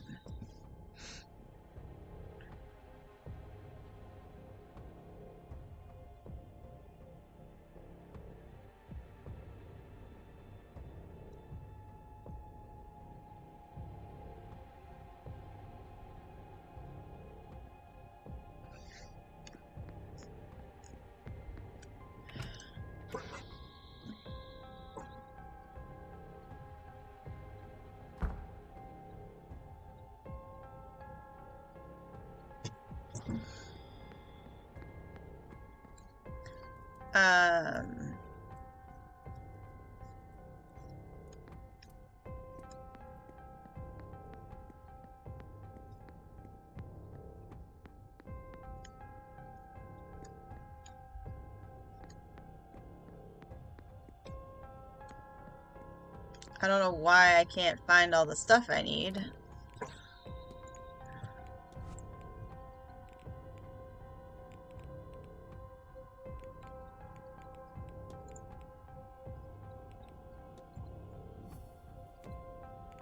Oops, god damn it.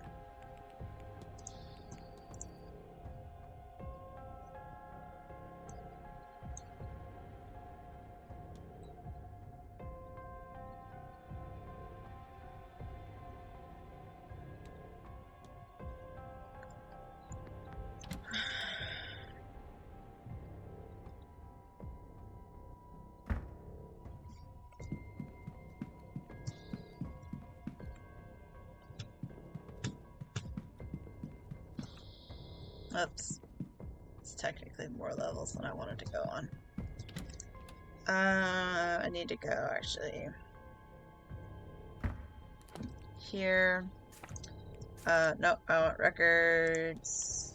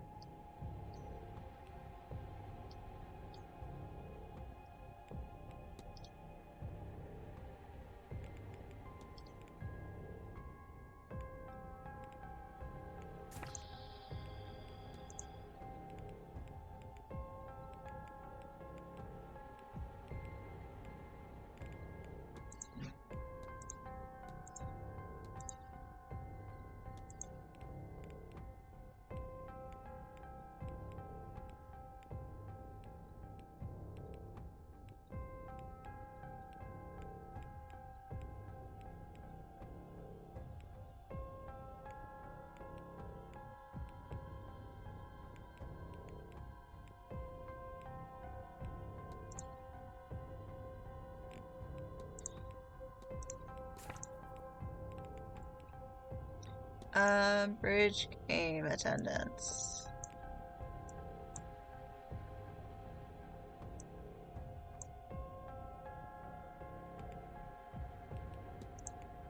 Bridge game. Apparently, I just have not talked to Cinna about it. Oh, but he's in the already eliminated section.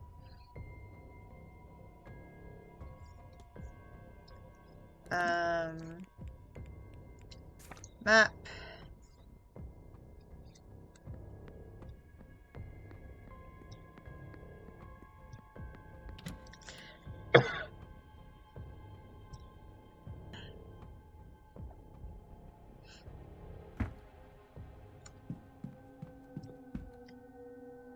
Oh.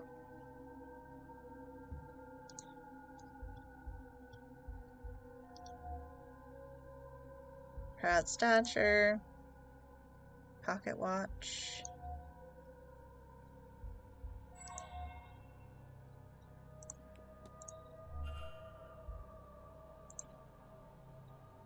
Ah, Mr. Ward.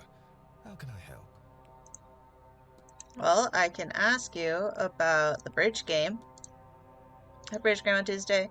Yes, I've been trying to spend time with all the event participants. It was a suitable way to meet as many at once. Did you know who attended? Honestly, not all of them. Miss Callahan organized it, I believe. Her and her boy, the doctor, were there. Simon, Mr. Coventry, too, and the second table cannot recall. If you'll excuse me. Of course.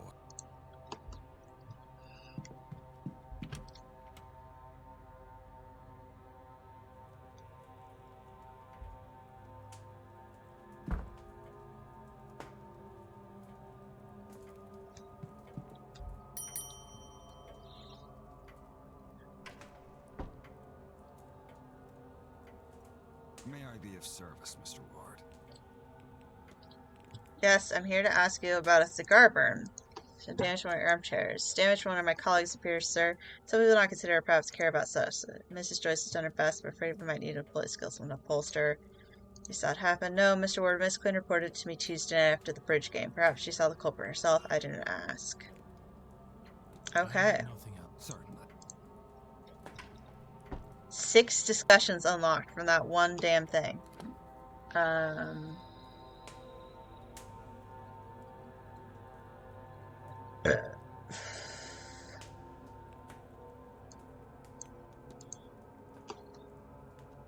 Oh, okay. I guess, yeah, ring the bell again. Sorry, Mr. Barley. Although I did save your hotel from ruin, so...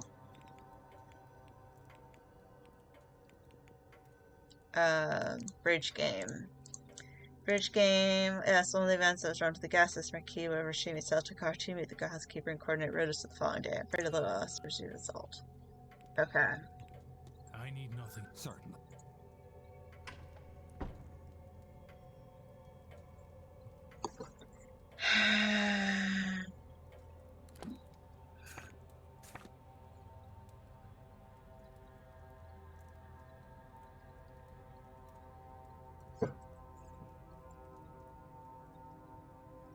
Okay, if I go into the ballroom and talk to Miss Murphy...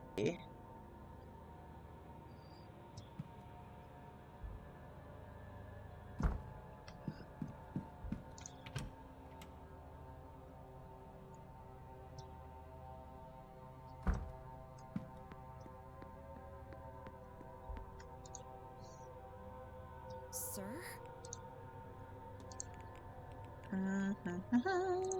The bridge game. Not proper. Could you imagine yourself battling with your wits and dancing with the patterns and making squeeze plays and devil's coups? And, well, Miss Dean made it sound really exciting, but then she's played with champions, sir. Too bad she didn't attend.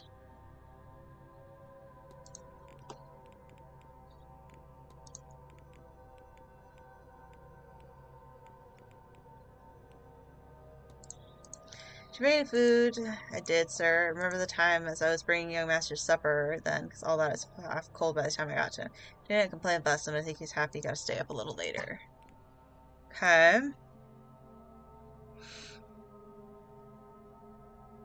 I'll leave you.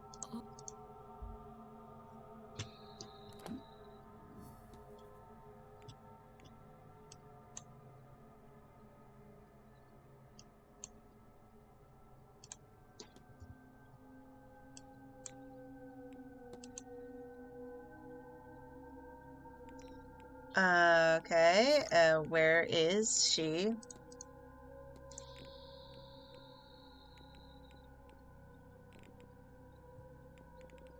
Nowhere. Of course. Actually, 4.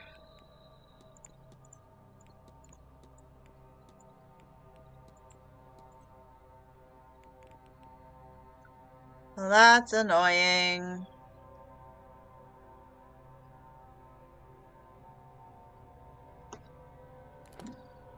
Where is Miss Montavani?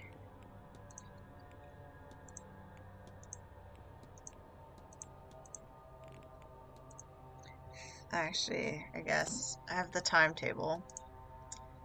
Known schedules, guess. Apparently she's fucking nowhere.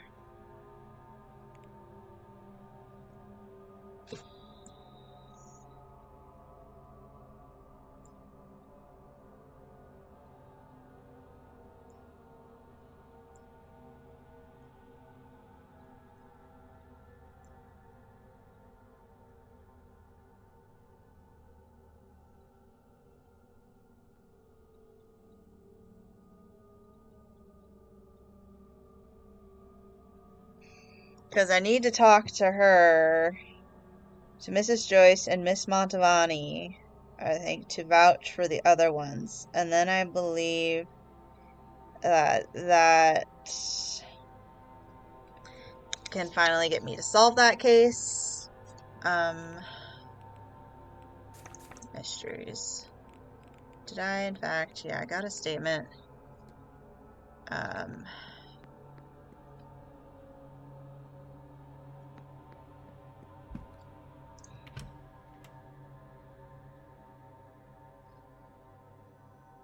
I talked to Mr. O'Mara about it at least. I need to go out to the gardens because he's in the graveyard.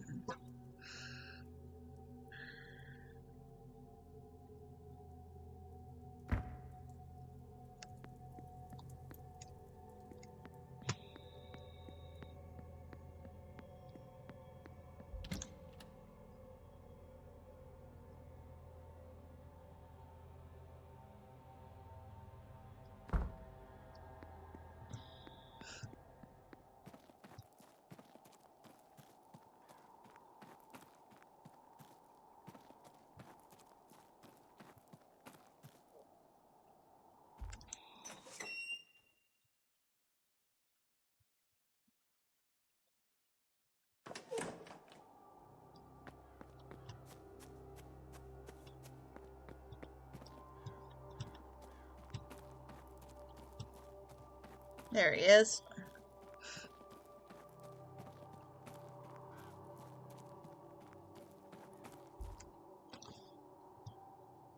You again.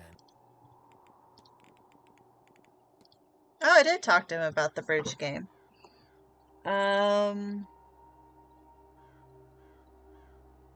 So the only people I need to talk about it are Scarrett, Mrs. Joyce, Fia, I guess Mrs. McLeod. I didn't talk to, but I have no fucking idea where she is.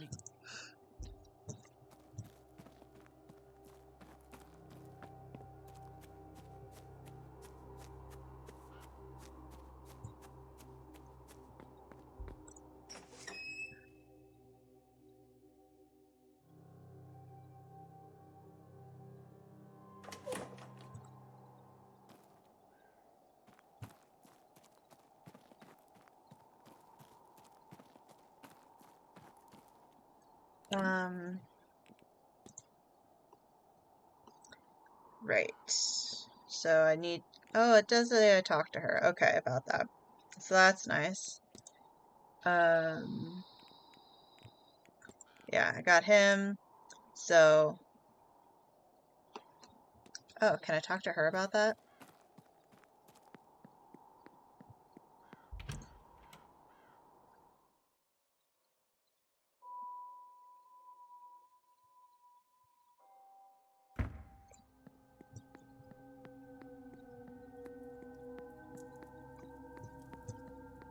Because that would make things a little easier.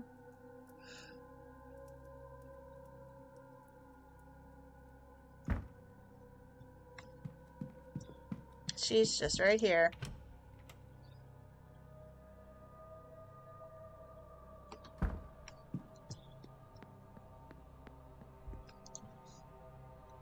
Sir? Yeah, Mr. Varley. Yes, sir, I do understand it. Miss Joyce would have been with him, though, and not me. Okay. I'll leave you be. Oh. So that did not validate that, then. Yeah. I need her. And... she is nowhere to be found. Right now. Which is annoying.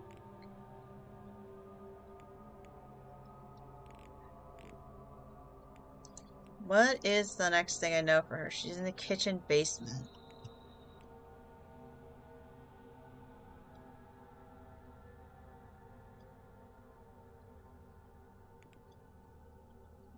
No.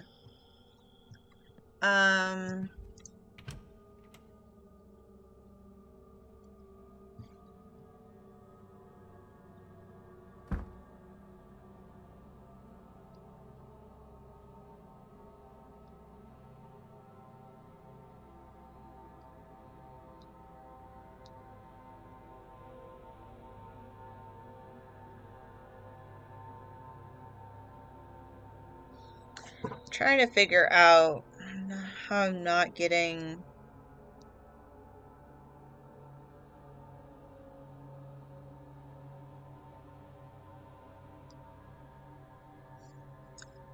that damn thing.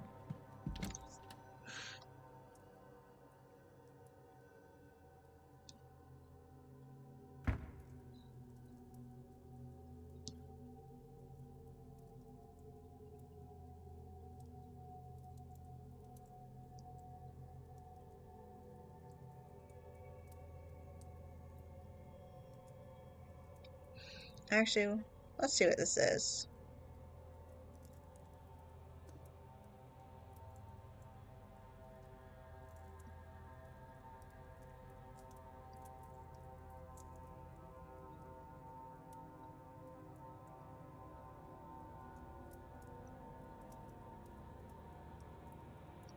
Yeah.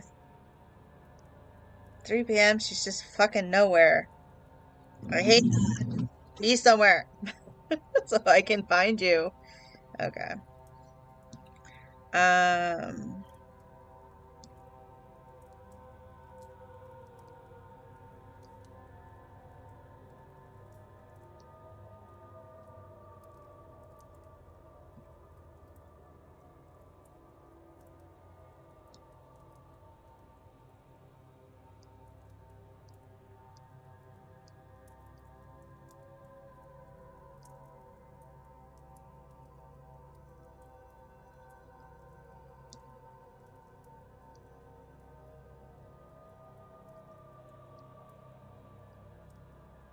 Oh. Really? Apparently I had to interact with that damn laundry room thing a second time to actually trigger the game. Which is annoying. Okay. So let's do this. Okay, that's the men's. The laundry room was down here, correct? Yes, laundry room.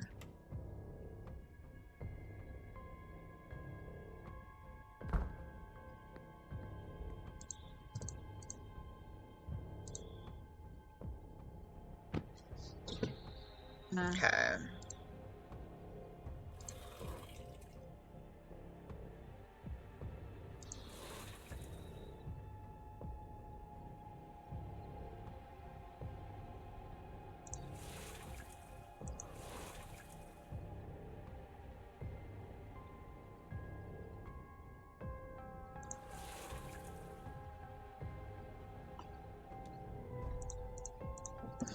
Okay.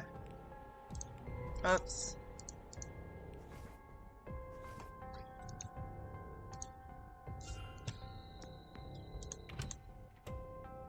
There we go. Yeah, the fact that I had to click that twice to do is kind of annoying. Shouldn't have to do it twice. And then the kitchen was down here, right? Yeah, that's the larder.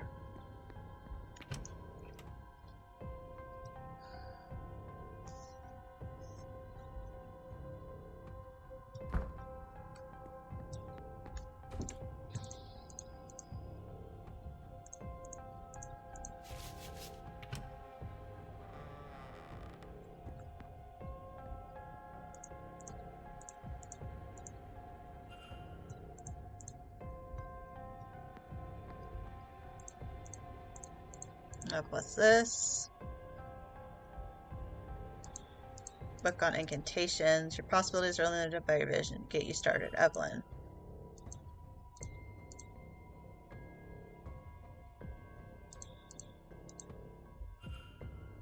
Interesting. Nothing in the trash can.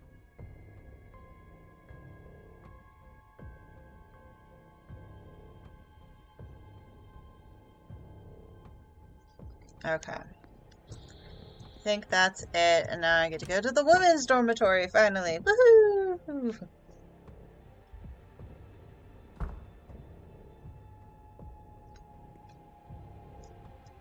Oh, I could have just gone through the laundry room. Oh, that's annoying.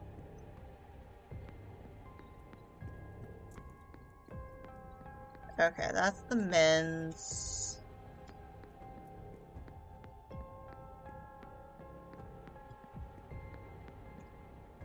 Yeah, women's.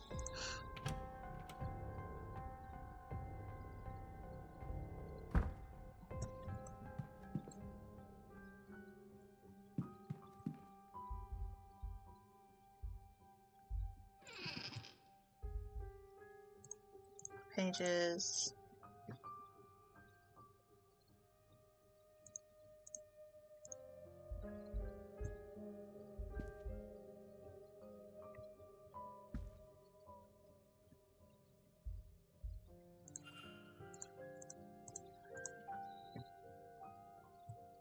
Well, I have the symbols. 2, 1.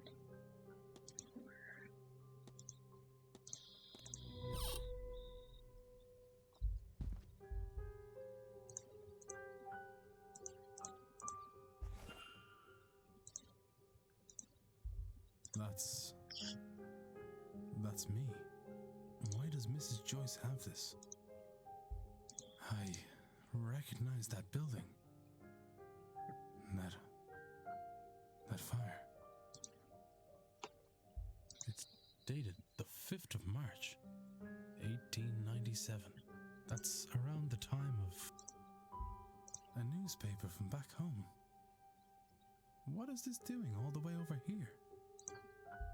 Officer Ward, whose brother Eamon was one of the lost men, retired soon thereafter and turned his attentions to investigating living spaces for safety conditions. he challenged many proprietors in the courts to improve conditions, including Rupert Dean, the owner of the initial tenement in which Eamon Ward died.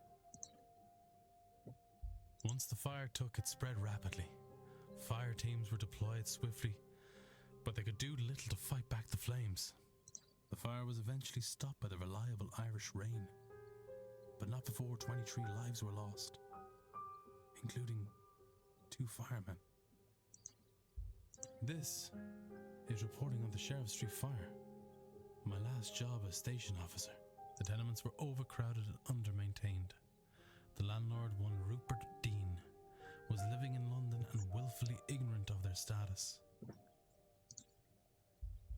After leading a number of investigations on this front, he has gained a reputation as a working man's champion. Someone here was looking into me. But why? The missing money. Did someone on the staff hire me to find Miss Dean? Well, that'd be myself, Mr. Ward. Ah. Mrs. Joyce. I was starting to worry you wouldn't figure it out, Detective. Now come out of there, would you? You're the one who hired me. I'm glad my faith in you wasn't misplaced, sir. This wretched seance was bound to get someone hurt sooner or later. Without the means to look into what happened to the girl myself, there's not much I can do. But it's not right, sir, for no one to do anything. Aww. I can't do much myself, you know, but I can get the staff to help you. They're a bit strange in their own ways, but none of them would do a thing like this. Come with me, sir. We'll talk to them. This is the scene I was looking for about Doyle.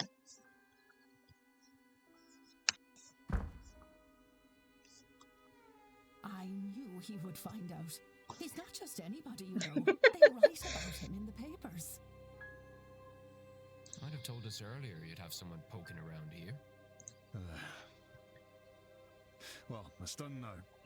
And it's better that we have someone to look for the Dean girl.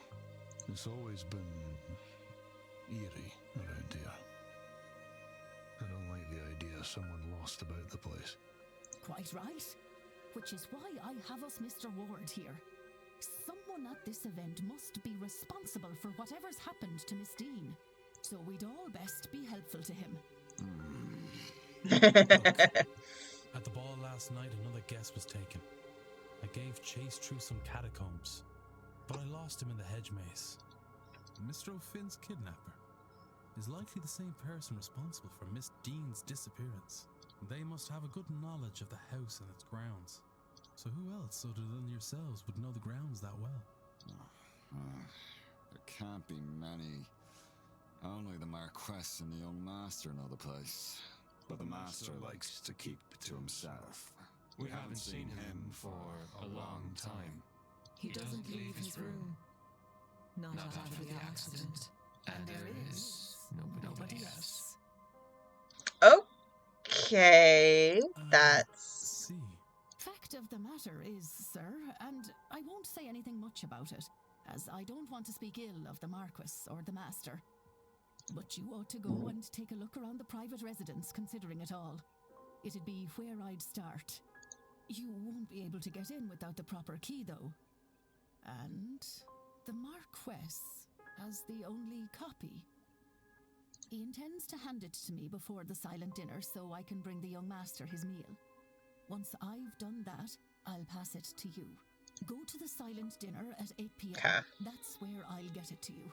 You will need to act fast to be done by the seance at 9. Thank you, Mrs. Joyce. I will.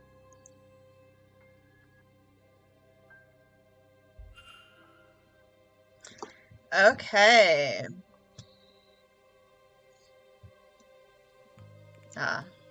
Actually, I should save after that. Okay.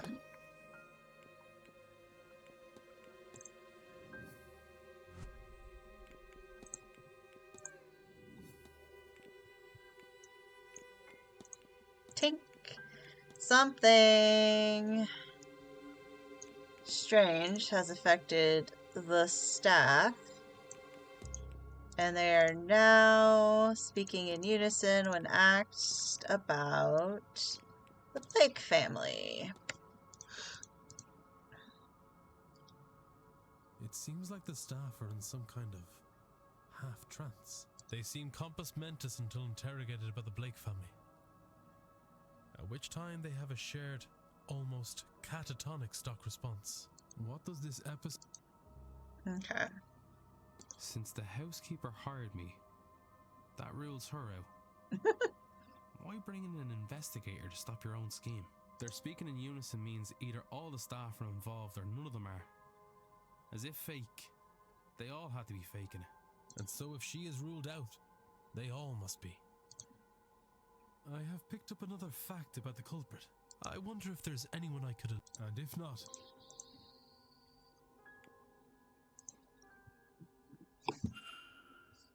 Nice. Okay. Nope. And now, here goes the scene. So, that means I can eliminate him, and I can eliminate him. So that's all the staff. Investigate, though. Skull was to forget Father Sinnoh, but he...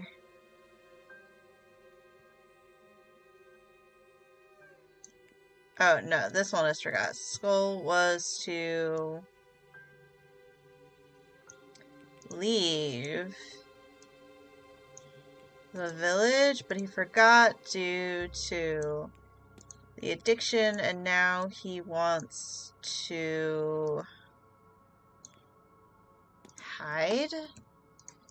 No, that doesn't seem right.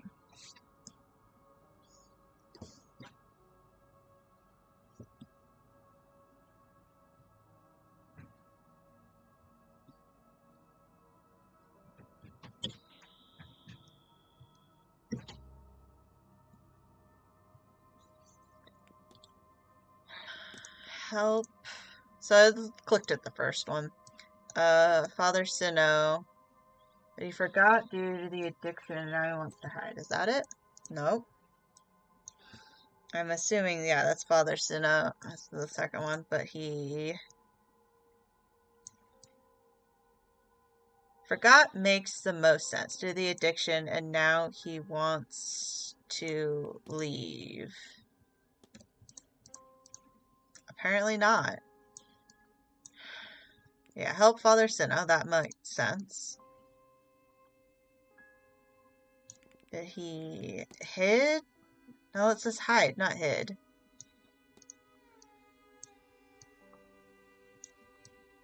See, the problem is forget is the only one that works grammatically into that sentence.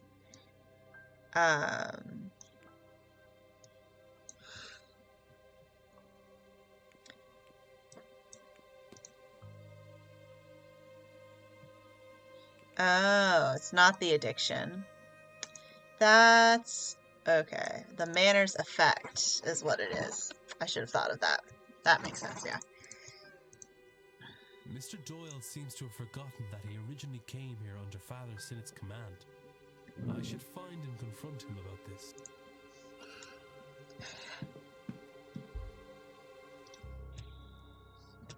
Hello again, sir. Need something? Confront! You know, but you forgot to do the manners effect now. What? Oh, God. It's all coming back to me now. Oh, I do work for Sinnott. Sinnott. I did. I came and took the old porter's job when he was let go for misconduct. When was that? A year ago? I don't really know. The last few months are hazy. I was to map the grounds, find the Aeon, and bring Sinnott here to free it from... Things are foggy here.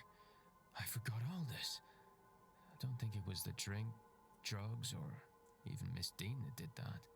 I was using all that to cover up the confusion. confusion caused by this place.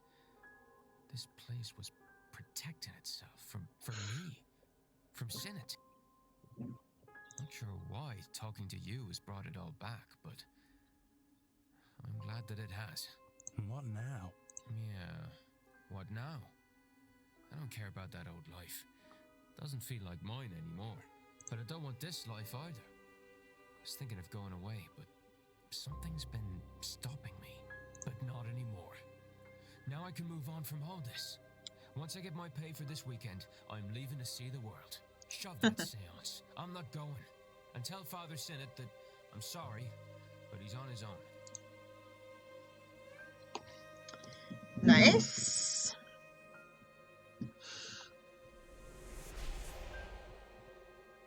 We're 2/3 of the way done. And all kind of on the last day. Okay, but I'm gonna go back to Miss Murphy. Actually, I could do that next. Where is Cinna?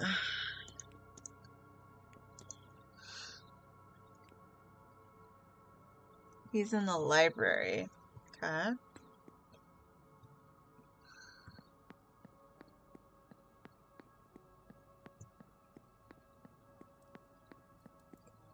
Oops, I went the wrong way. Although I can get out this way, I think.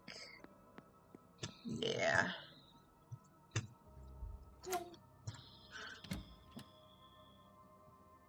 So it'll be nice to get his thing done.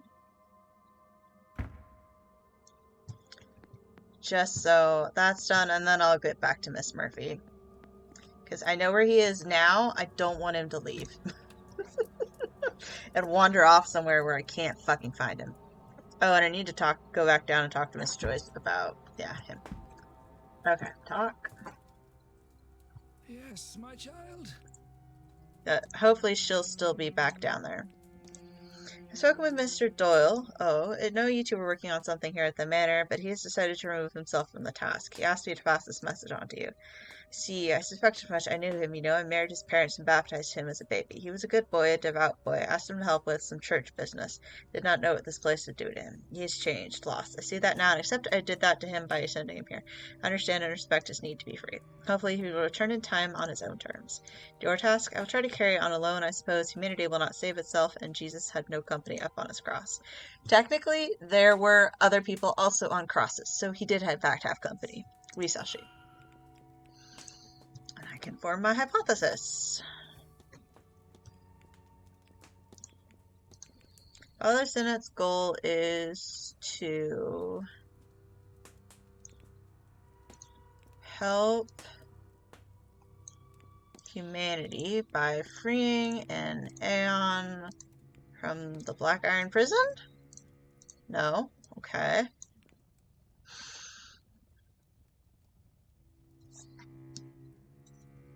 Oh, is it just save, not help?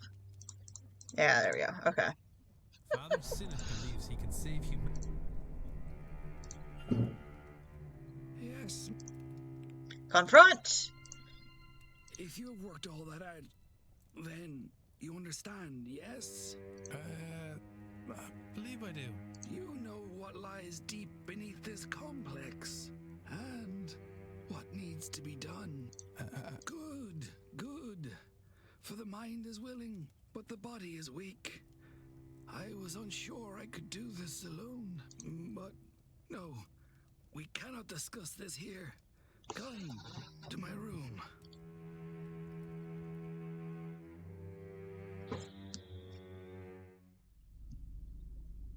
I have no idea how an Aeon came to be trapped under this complex, but nothing else explains all the strange behavior here. Ghosts. Oh, ghosts. Of course. A breaking of the fundamental rules of the universe. Time marches on, entropy moves forward, life becomes death. But here, it is riddled with ghosts and other aberrations. Why? Because the Aeon's presence warps reality around it. Think, child. It is a being of pure creation, absolute power. Why then can't it leave? Why indeed? It must be trapped. trapped like us in the Black Iron Prison, perhaps by the Demiurge itself. Whatever the reason, we must free it. And I know how. Many good believers died to help me bring this magic up from the cold, dark depths of the Eisressenwelt caverns. That's quite the name. The night I read about the caverns' discovery, caverns of ice found so out of place in Austria, I had a fever dream. Miles inside its interior, I saw an altar of ice. The answer, I knew, was there. We left at once, but it took months of digging, climbing, and searching to find the frozen shrine, buried far beyond what von Postlett-Zorich had discovered of the caves. It was not so grand now, having melted after who knows how long, but there I found it. Behold! Ugh. Killing sigil! Worry not, child. I see the look in your eye, the fear of killing such a being. But you can only kill its mortal shell, that which is used to anchor it to this place. In truth, all you will do is set it free. And once freed, it will return to Monad and tell them of this place, this realm of rot and debauchery. Once the true God knows of us and our plight in this prison, and of our dedication and kindness in freeing its Aeon, it will come, it will save us, and we will be free.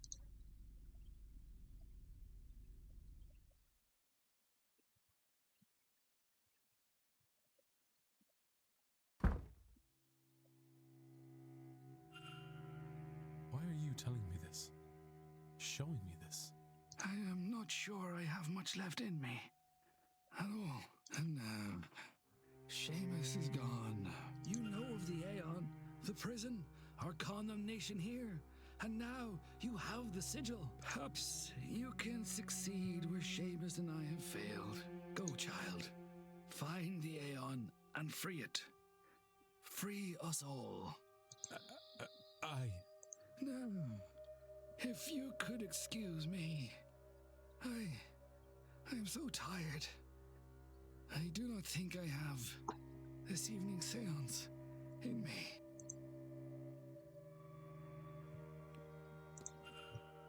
There we go. Ooh, the light changed. Okay. I'm going to go back down to the catacombs because apparently I had to use that goddamn detective vision.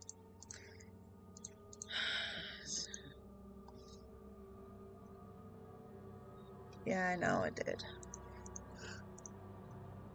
So, it's like, it could be some sort of pagan magic, but how did it appear there? And I'm like, you do understand that that's not how I get to the catacombs.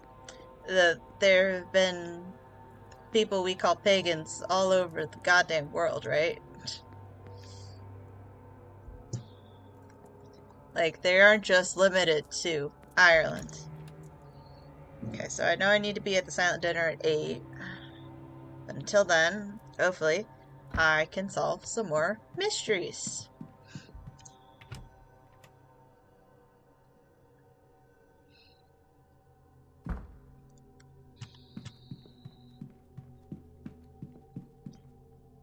Oh, I still need to also look at her room. That's right.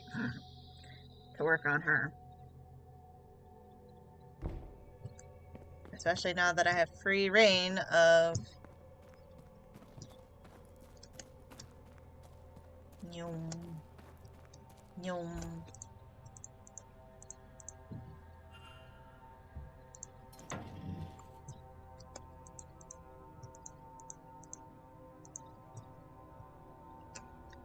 I apparently just have to look around with this goddamn detective vision.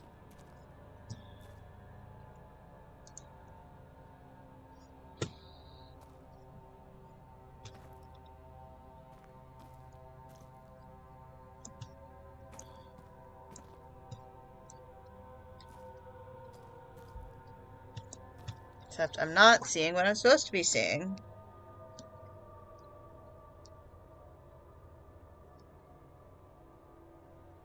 Very near the northeast corner. Okay, so it is that. But it won't let me click it. Okay. Well, that's annoying.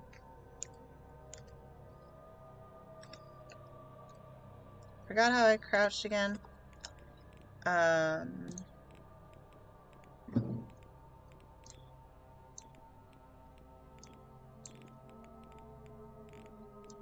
Control to toggle crouching. Okay. It is this thing right here. I don't know why I can't get it, but that's annoying. Okay. Then I guess I'm going to the basement again.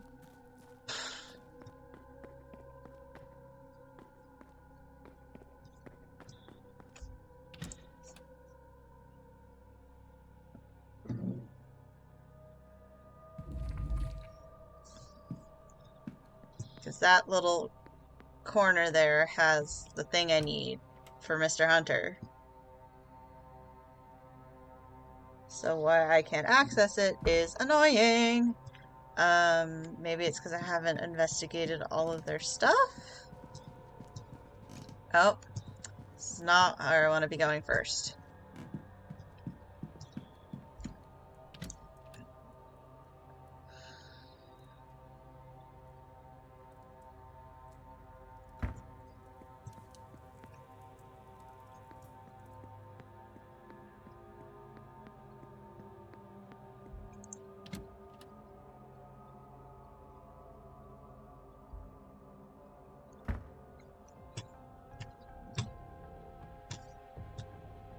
Okay, now I need the staff.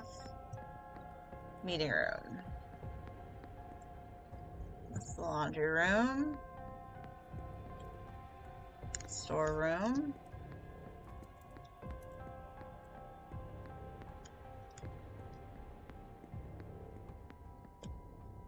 Women's dormitory. Servants' hall. Hopefully they're all still here. Nope, only him. Damn it!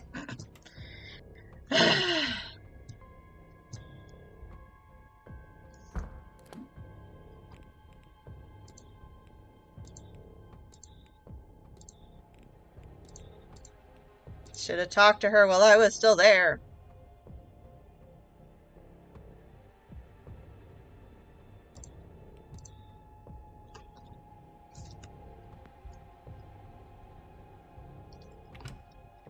Maybe she's here in the dormitory.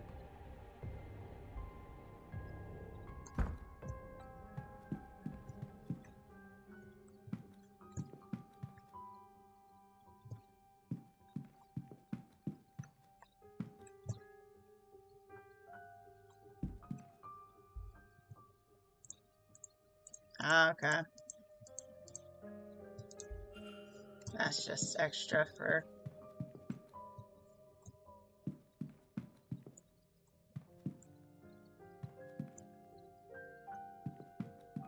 So this is her room. Where is Miss Murphy's room?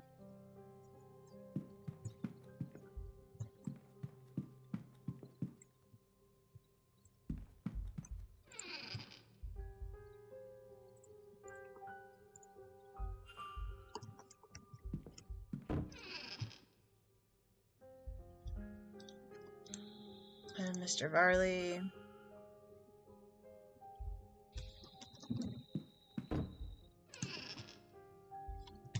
Okay.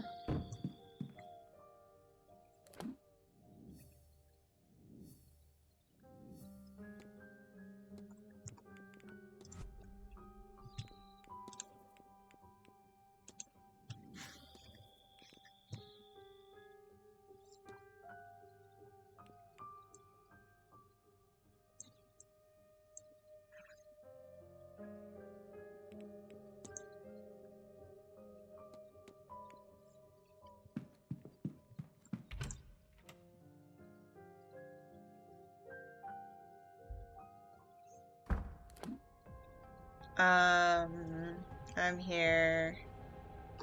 Okay, so I need to go this way. Servants' hall, wine cellar, manager's quarters.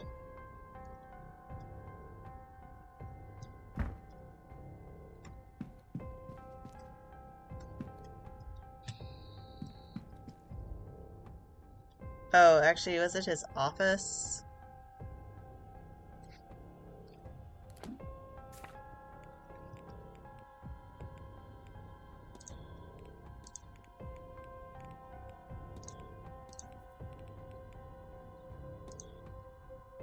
Yeah, his office. Okay.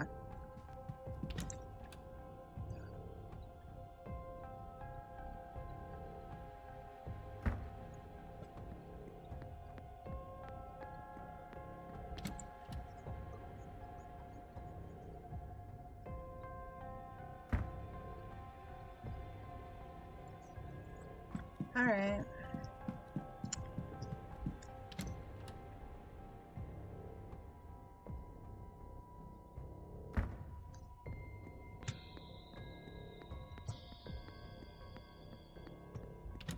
This means Mr. Barley won't be mad if I go into his office.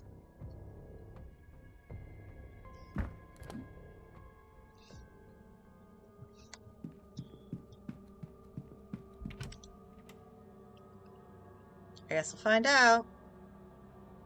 I should save. Oh, I went to the goddamn library.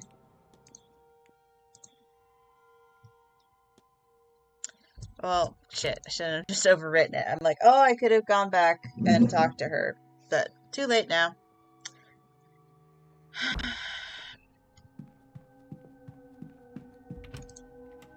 Oh well. I've had to redo Cinna again. Not that that was too terrible, I suppose, but...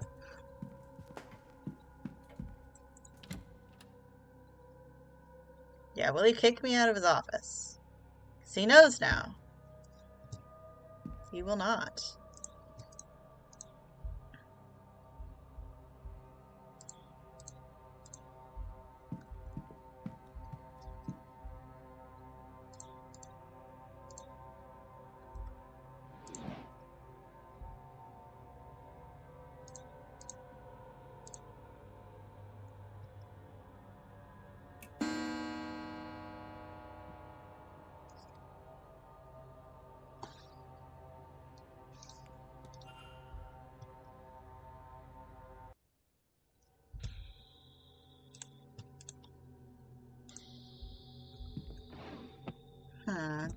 Maybe I just have to talk to people about her.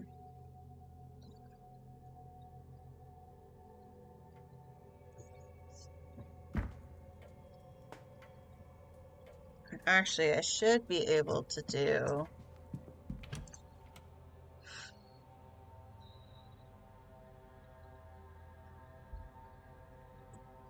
Ivy and Mrs. Lau's rooms now, right?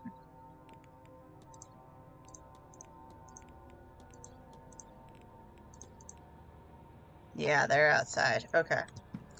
I'm gonna go do that then.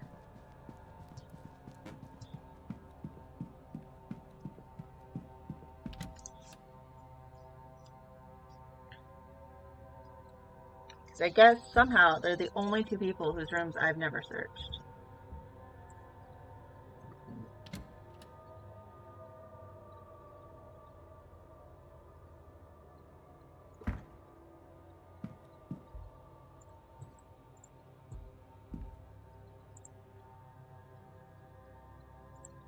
Oh, that's right. I did, in fact, do her room. That is right.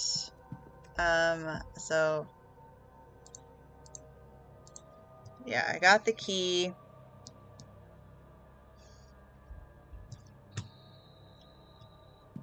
I did the lockbox. Okay. And I saw all that. Okay.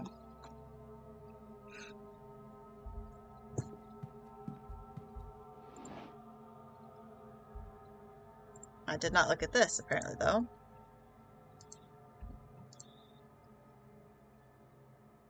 How else if Ivy does not marry to take this time to my duty to back to my husband's family? Oh, ancestors, sometimes I wish I had not tasted this Western freedom. Not sure I could give it up under any circumstances. Ivy won't listen. She startles like a stray cat when I try to talk to her about anything remotely sincere. And all for what? Damn Evelyn D. Not an ounce of cautious in her. Now Ivy is set on finding herself a husband. Don't see a way in which things will go well from here if this course is not altered, but Ivy has made it very clear she does not want me to do things. So I know what I have to do now. I have to ensure she's confused, just enough that I won't see what I am doing in an attempt to stop me. Thankfully, I now know how to temper her gift after last summer's terrible trip to India. Similar dose here will soften her ability just a while, and I can see this done. God forgive me. No luck, damn it all. Whatever Miss Dean is hidden, wherever she's quiet unless I cannot find it. It's not in her room. But what lengths she's gone to just to make us miserable. What lengths am I going to just to undo it? I hate this. I hate her. It's too much just to be left in peace. That's all I want. There is no other recourse than to confront her. I shall arrange a meeting and we will see how proud and austere she is then. Whether she's in her at all. If she does not, I don't know what I'll do. I will have to do something. I know that. Something is scratched over. It looks like it says, in fact, I know full well what would need to happen. Evelyn Dean would have to die. What is this place? I just returned from the ladies' bathroom. I swear I saw a ghost. Ha, still in shock by this place. I find a woman washing a shawl in the bathtub. Thinking her a guest, I excused myself, but as she rose up, I knew not to be true. Her body twisted in unnatural ways. She looked at me, though I cannot recall her face. She screamed. Oh, such a scream. Many lifetimes of anguish in that scream. I fell backwards. When I scrambled away, I noticed she was gone. Nonetheless, I went to a bathroom on another floor with great trepidation.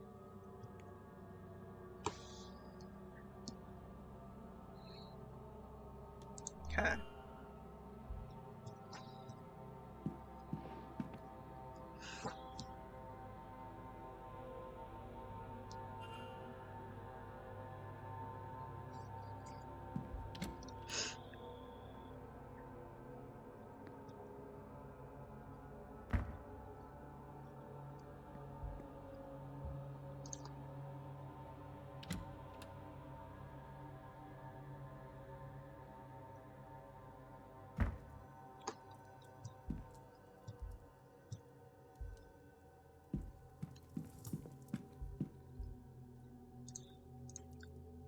Appears the water has been drugged, but by who?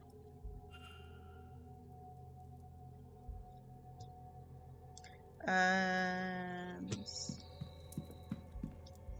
is not the dressing table. This is. I did actually see this photograph. Okay, her and Dara. Yeah. Okay. And then this is that code. Yeah, try the numbers from Mrs. Lau's diary. 3, 4, 5, 2, 5. Click. The letter claimed to have evidence of a romantic relation between Mrs. McLeod and Mrs. Lau. Needless little romantic not to come like who's loyalty this year. Come and talk to me, Ivy. We shall work something out. Okay. Ah, goddammit. I actually should save now that I've done all that.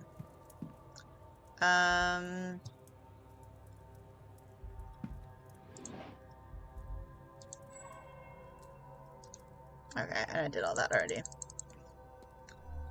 Okay.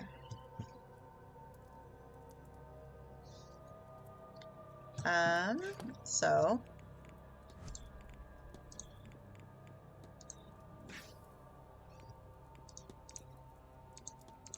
goal is to protect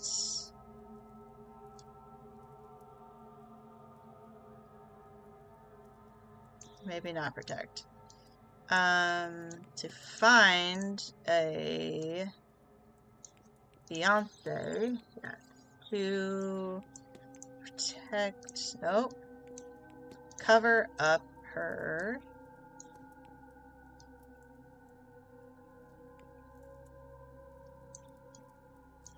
relationship with Mrs. Lau. Oh my! Means to cover up a relationship under fear of blackmail. I should find and confront her about this. I wonder if then that means... Okay, so I have to talk to them And then that will get me the ability to actually finally do that fucking blackmail thing in the catacombs. Okay. Oy vey. At least I'm getting somewhere.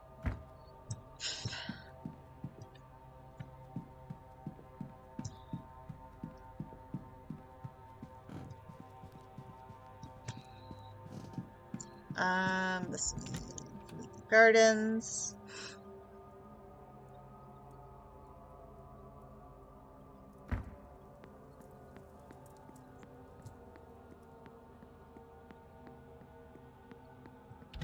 Now, if only I could find Mrs. Joyce to talk to her about this goddamn fight. Because I think he's the last alibi I need to cover. So, if I might ask, do you ladies find yourselves at events like this often? Quite often. I've attended more than my fair share. Mostly in London, but not always. But an entire week, with the ultimate goal of some grand ritual. Ah, nothing like this has ever been done before. It seems more the venture of one of the secret societies than that of a seer. That's true. I think that's why we found it so enticing. Then you're not of a society yourselves? No. I have a gift. And I enjoy the company of those who would believe it. And Victoria and her infinite patience is here at my behest. It's not patience. After all, this has been a more interesting week than I would be having otherwise. Okay, and actually, I'll see. I can, if I did not already, eliminate him. It was not going to be sent out. So I am running out of people. Pretty well, no, that's right, because he's morning, so really my only option really is Coventry.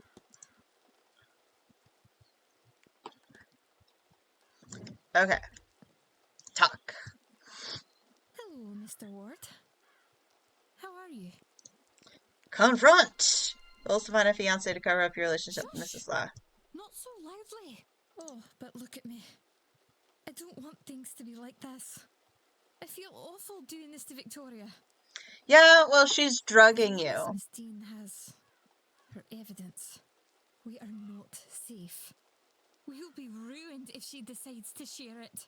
So, all I can do is try and mitigate the damage. Even if that means... I don't want to talk about it. Please, Mr. Ward. You can't tell anyone. You can't. Please. We will be doomed. Don't worry, miss. I won't tell a soul.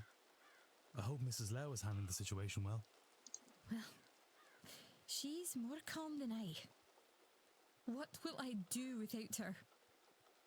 I do hope Miss Dean doesn't succeed in driving us apart. Oof. The only way I can see that happening is if we somehow get those awful materials and burn them. There is no other way to be free from that horrible woman's grasp. Okay. And then, yes, I can now investigate her.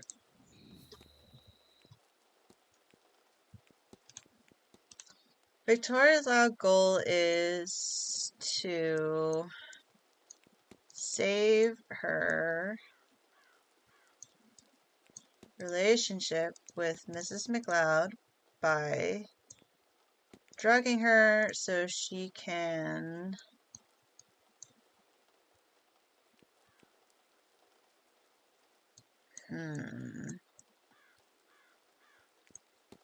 rob Miss Dean?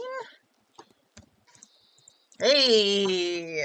Mrs. Lau intends to get blackmail material from Miss Dean at any cost. I should find and confront her about this. Well, lucky me, she is right here. Hello. What brings you back? Confront! Oh, would you keep your voice down?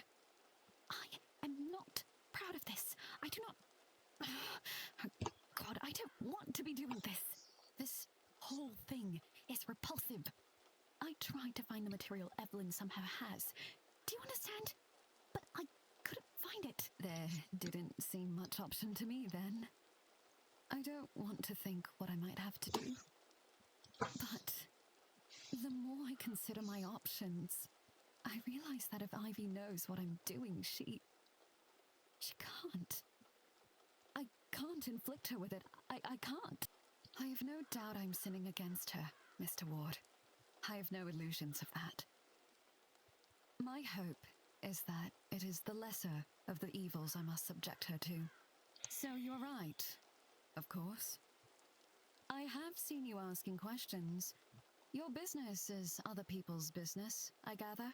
In cases like this, sometimes I wish it wasn't. You think I don't hear myself? How horrendous this all is? I do not want to be here, Mr. Ward. Considering these things, I am doing what I think is best for Ivy. As for Miss Dean, you know I've not yet met with her, don't you? I meant to, but she never showed. Despite what I think I might have to do, I haven't hurt her. And I won't have to consider her anymore at all if perhaps you could make good use of this. Could you retrieve what Miss Dean has on us? I believe she stashed it where she's made a mark on this map. Nah, they're crap. I cannot tell where this is. It does not match anywhere I found on the grounds. Perhaps you, with your keen eye and wandering spirit, might know where it leads. Then it can all be over. A little mercy on us, sir, please.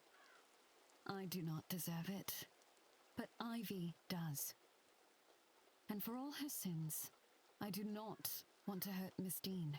Do it for their sake, if not mine. I only want to be left in peace. That all this might be between myself and Ivy, and no one else. That would mean the world. There we go. Okay. Hello? What brings you back? Okay. Not that. I want to talk to you about Miss Murphy. She's had us to talk to her most interested in the events of guest of Miss Joyce. I asked her to look after her rooms. Poor girl has such a sadness about her. That's all, Mrs. Farewell, Miss. Hello, Miss. Miss Murphy. Really not about anything much more than the weather, really, but she seems nice. You know, it's funny, but I feel as though we might have a bit in common. Couldn't say why, but I should like to speak with her more. It's a pity she seems so nervous with me. I'll let you be. Take care.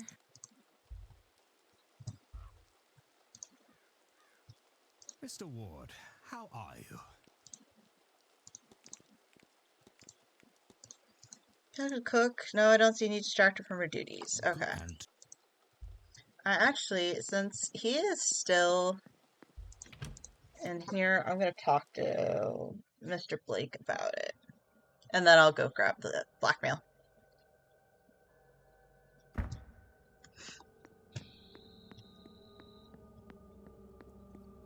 Because I can finally fucking do that.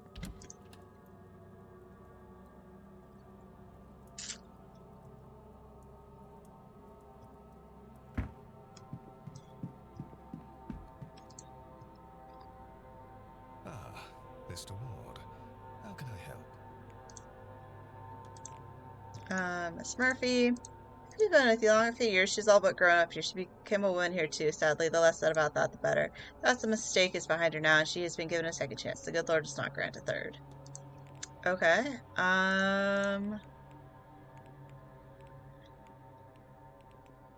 Yes, I'll ask her about the strange device. The gauge is built for this event. It is a measure of our collective psychic energy, a measure of how ready we are to pierce the veil, and thus a predicator of the seance's success. If Wolf and I are alive, that is no longer the case. Will that impact things? I cannot say for certain, but a fuller reading would be preferable. I'm sure Miss Montavani will overcome any obstacles she encounters, however. Okay. And I just get to go to the ballroom.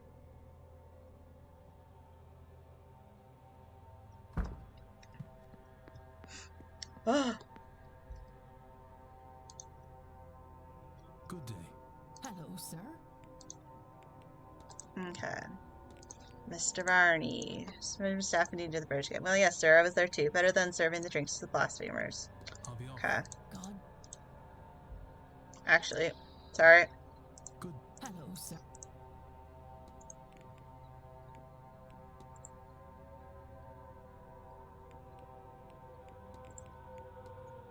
You don't often know anyone's missing a handcart rattle. I think, oh, sir, that might be Miss Murphy's. Bring it to me and I'll return it. I wouldn't want you studying the young girl needlessly. Yeah, ask her about Miss Murphy. Such a sweet girl, so much sadness in her short life. Too curious for her own good, though. We're seeing her wandering around these heathens and are eager to fill the hole in her heart. Surprised you're still talking about heathens.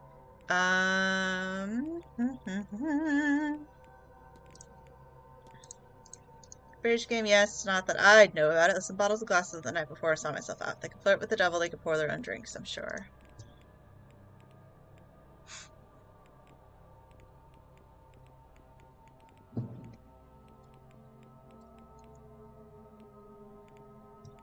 I'll be off. God bless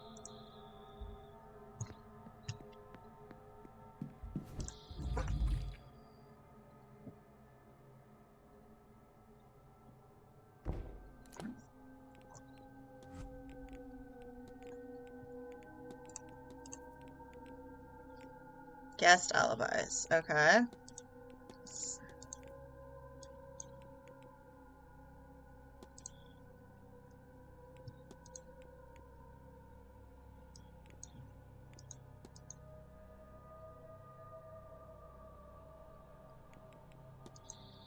Yeah, those are all the false connections.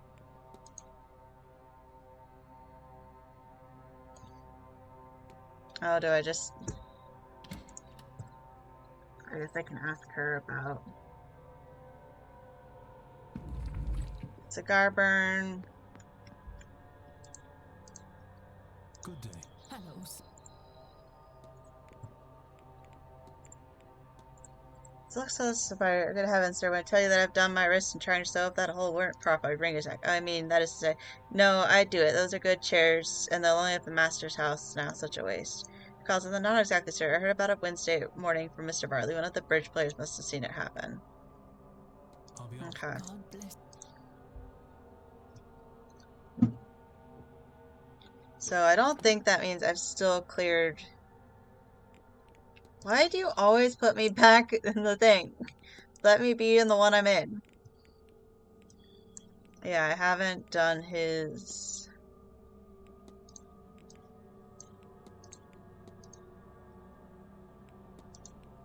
Okay. So yeah, Mr. Scarrett is literally the only one.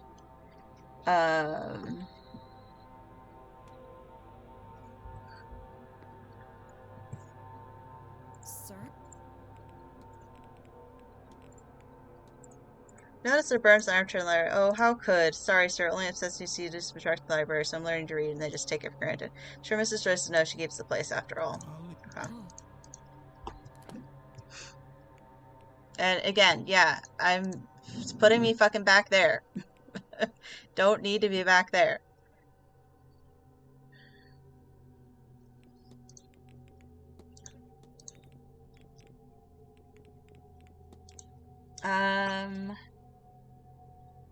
Okay, so I can ask a bunch of people, including, apparently,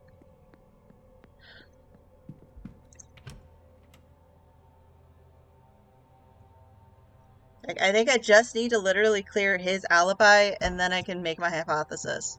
But it is so goddamn annoying that none of the people I'm talking to.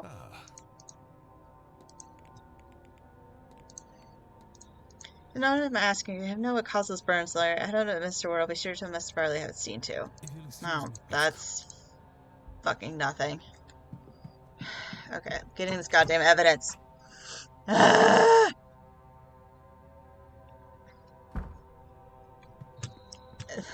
guide I have says that I only need to speak to Mr. Varley about the cigar burn on the chair to clear Mr. Scarrett's alibi. But that is not fucking true.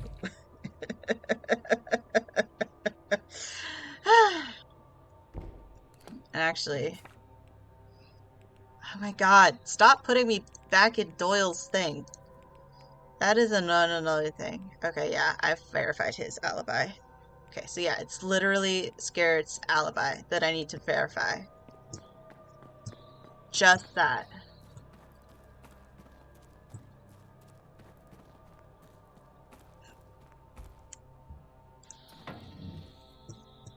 Just on the far edge, just like visible to naked eye later. Yeah, that. Finally.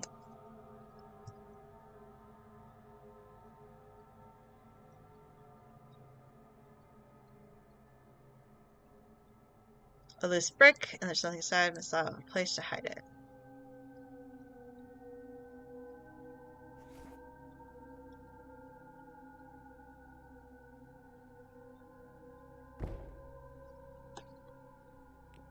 I do want to save here. Okay.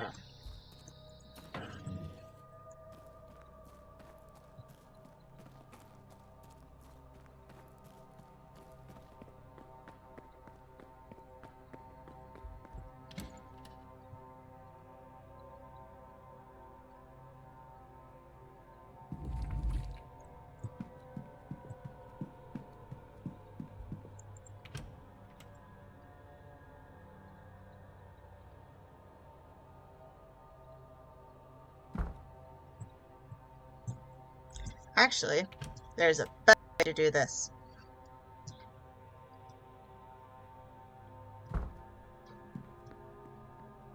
There is a door right outside.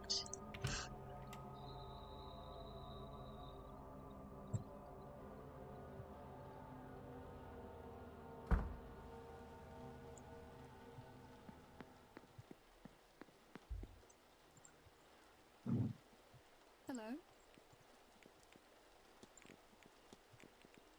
I've managed to gain access to the room in the catacombs, as you requested. I found this stashed away there. Oh, my goodness! You actually did it?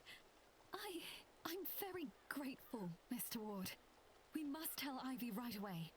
Mr. Hunter too. He's been very concerned about Ivy. I suppose I'll have to come clean to her too. Yeah.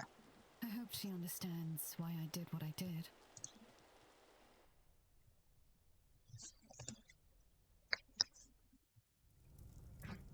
For all that trouble. I suppose she really did not imagine we'd ever just get our hands on everything to be able to just burn it away. But that's all of it, isn't it? There's nothing else. That's everything. Oh, I could cry. No need for that now, lass. You're alright. I'm just making sure you haven't lost your touch. Oh, but Dara, I'm sorry. Sorry? You haven't a thing to be sorry about. But let's keep you two out of any more trouble, eh? No. That sight of yours is coming back. We'll have both of you keep these with you. They'll keep you safe during that seance. I have a bad feeling about that one. Thank you, Mr. Hunter. You're very good to us. There's not much I wouldn't do for Ivy, Mrs. Lowe. Aww. And now she's a grown woman. I trust her to know what's best for her. So you'd best not prove her wrong in that. You understand? Dara! Of course, Mr. Hunter. And Mr. Ward, too. You really do both have my thanks. One day, I hope to repay you. Oh, certainly. If there's anything you ever need. But, Ivy, I do have to talk to you. I need to apologize. You should know everything.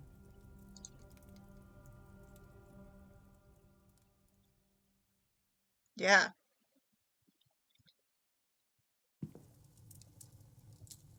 I'd better get back to my duties.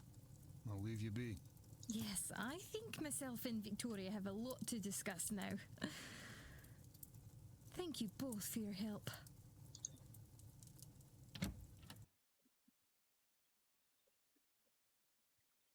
That should be 3 more done. Yeah! Mr. Hunter's Ward.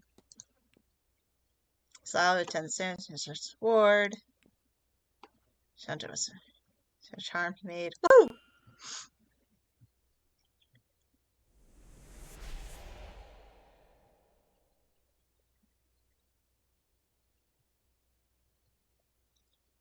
Yeah, I literally only have... My god, why do you keep putting me fucking back at the seance? Yeah, I just have... Well, I guess I have William Blake. I have him. And I have Coventry. And it still won't let me investigate this thing connected to him. That's annoying. But I guess it doesn't really matter. And yeah, I just have to do Mr. Scarrett's alibi.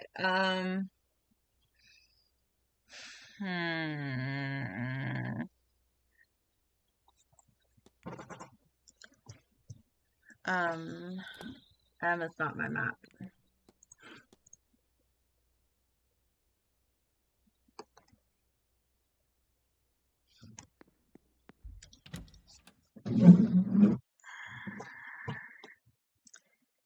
Yeah.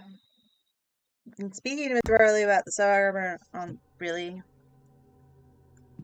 gotta talk to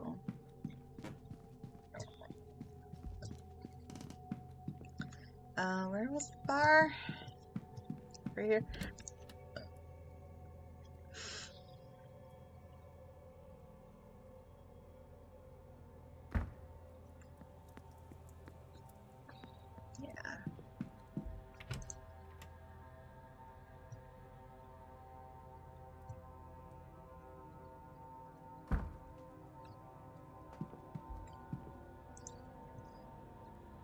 Hello? Oh, I already talked to him. So Miss Quinn. Yeah.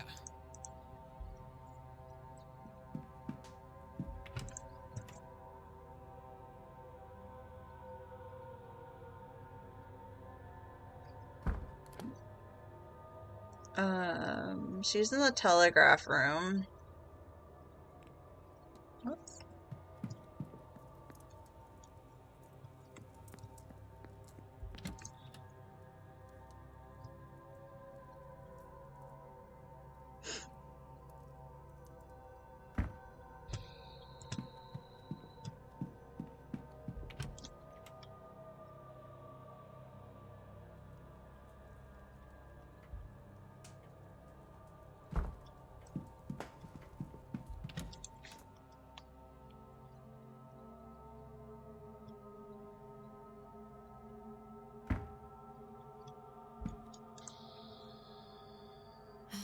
More questions?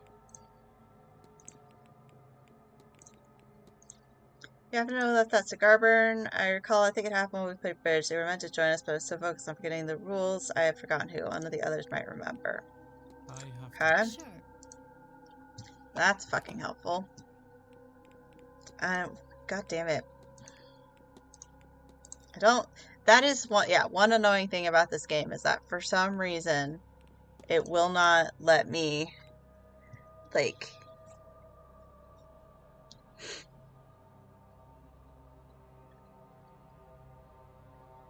Yeah, do a thing. Oh, I could have asked Miss Lau about it. I wonder if I could go back into the room and ask her.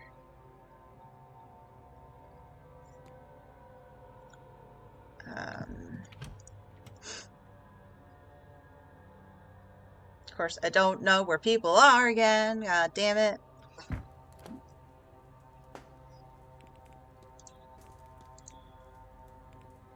Actually, he might be in the stables. I should go ask him.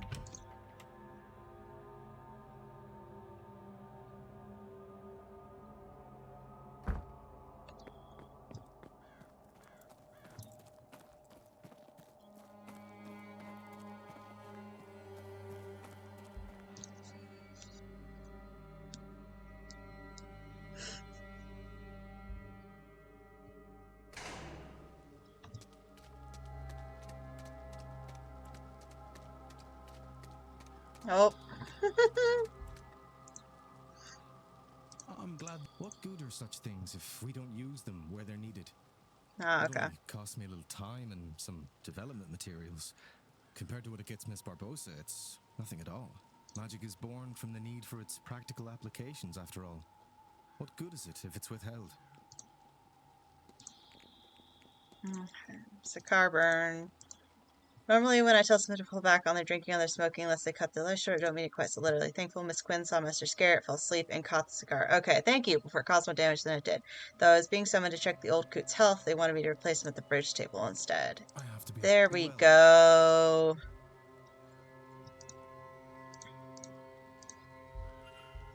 Okay, thank you.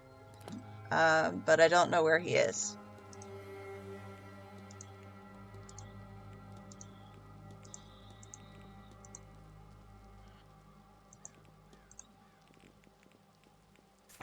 Timetable.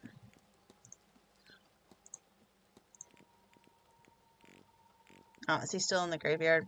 Okay. In that case, actually, save that again.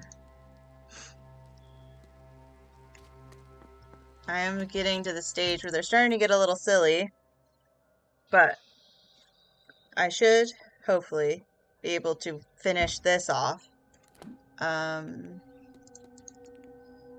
So get that down, finally. And then I just have Miss Dean's attendance and the Blake residence left. Okay, graveyard is after the gardens.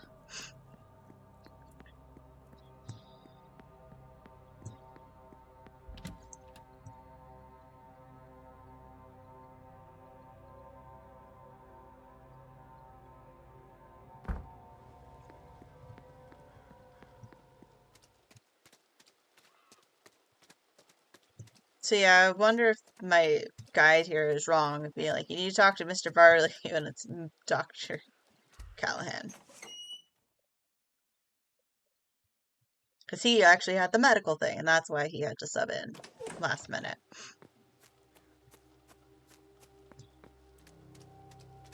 He's still here? Yes. At least you're fucking easy to find.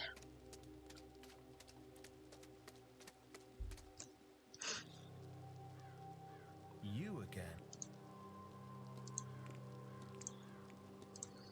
Mr. Murray, did you fight with Miss Dean on Tuesday in the hedge maze? This is important. Right, okay, yes, we fought. Is that why you didn't go after her later that evening? Yes, I thought she had drank herself stupid, and that she'd wake up in a hedge the next day and regret everything.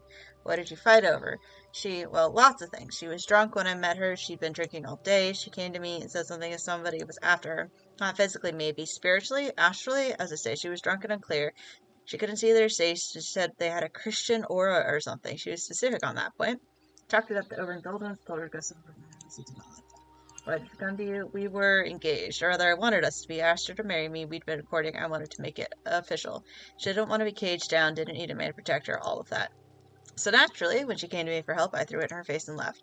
On seeing her later, I called out and she ignored me, still furious, I assumed, so I left her be. Of course, I didn't expect not to see her the following day. I took some food up to her room, but, well, I forgot where she was staying. I forgot until I saw you at her door. It all came back, and I panicked and thought maybe I was responsible for her disappearance. Then I thought maybe you would think that, but I love her, Mr. Ward. You should know that. I just want her safe. See you too that she is. Thank you. This has been helpful. I'll be off. Don't let me keep. Woo! Finally. I have to go all the way fucking back to it, but... Think. Miss Dean blank with blank when he blank her blank. Fought with her...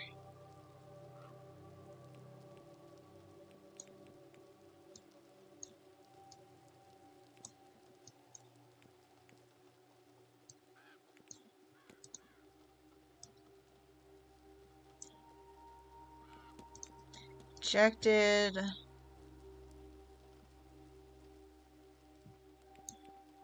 So Mara, rejected with is not with. Fought with Mr. Amara when he rejected her plea for help.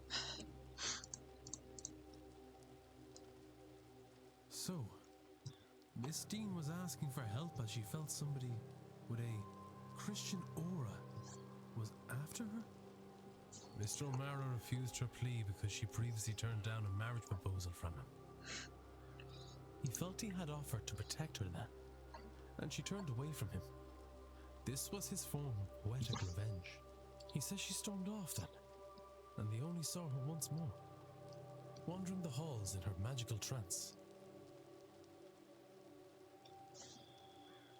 What does this tell me about the culprit?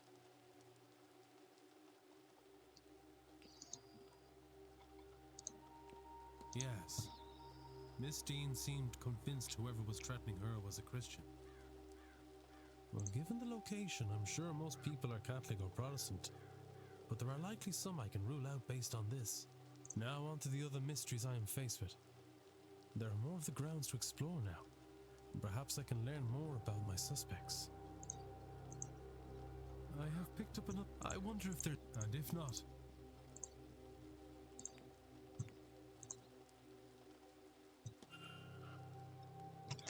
Nice. And again, it's still on that fucking Aeon. Okay. But... if I... First floor. Oh, ground floor. Okay, she's still in the ballroom.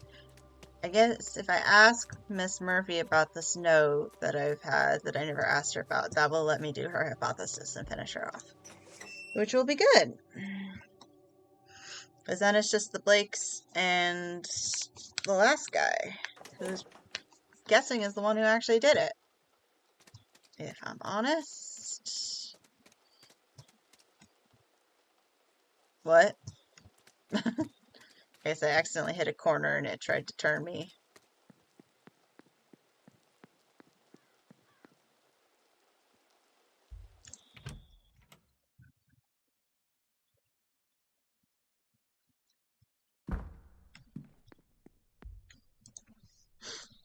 Sir? Discuss evidence. Badly written note. I always missed it. Couldn't make out the words. Looks like someone was hoping to ask Father Sinnott for help. Oh, just rubbish. Sure, I suppose. What word did you say it was? It's just a stupid idea.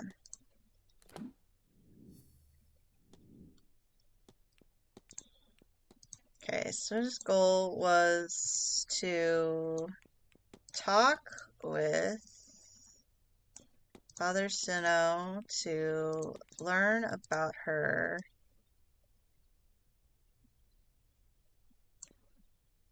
future now that Miss Dean can't help? No.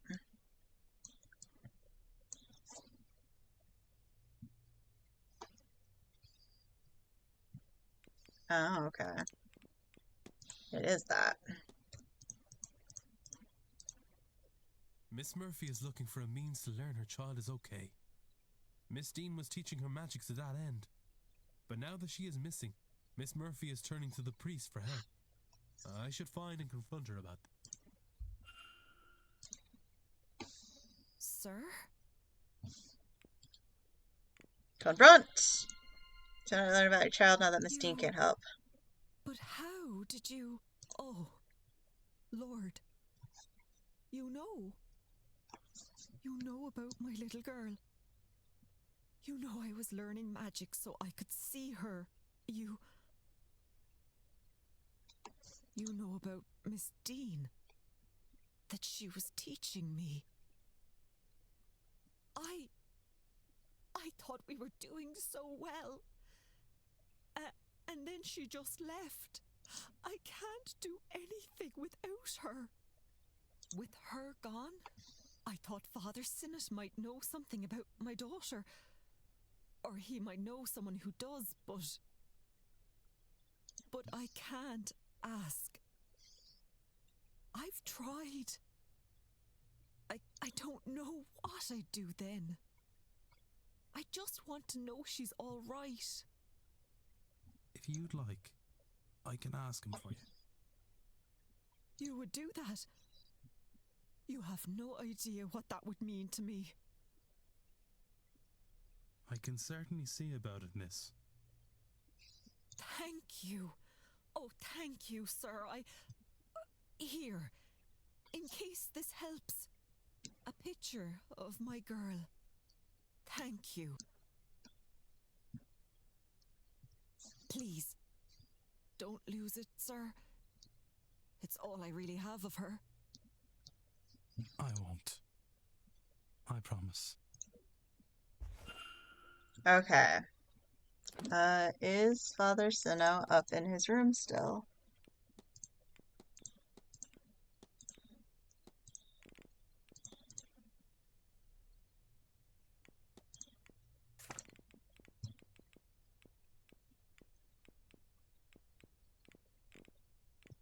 He's in the library. Okay.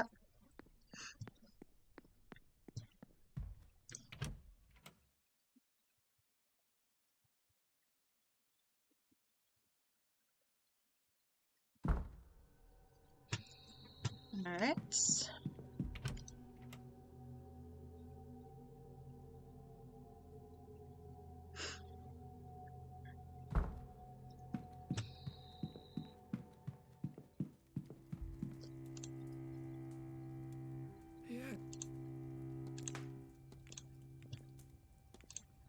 Father, I was wondering if I might ask something of you. I couldn't tell without knowing what it is he's asking. Cook Miss Murphy's little girl was taken into custody by Magdalene Laundry shortly after her birth. She anchored for news of her, said I would ask on her behalf. So much stuff in this. They're not wise that God allowed the child to be taken from her mother. Is that the bond not God's plan? Is it not sacred? If I change the divine, are we that we should do something about? Are we agents of the divine at all? What if you ask us outside my power of influence? At least as you would ask it. I would enter suffering, all suffering in my own way. That is no use to her here now. No, I'm sorry that she will not see the child in conventional means, Mr. Ward. We are surrounded by unconventional people, are we not? Maybe one of them is a way to see but cannot be seen. Now go with God and help that poor woman. I'll take my leave. Go with. Okay, 3 again.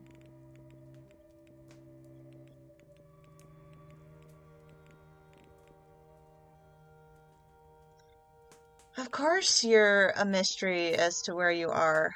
God damn it. I guess I could go to her room and see. Unless that would get me in trouble. But I should save here. So I will hopefully finish it next Sunday. As things are getting good and I'm finally getting a lot of stuff done. It is a little hectic because I'm cramming it all into the last day. Although that also feels very appropriate sometimes for a mystery game. So, 6 to 1/2 hour. Oh. Apparently. Hey, hold on a second. As I've already talked, says if you can how to do to hedge may as well get well scrying evidence. You can speak to Miss Murphy with that evidence in place of asking Father Sinnoh.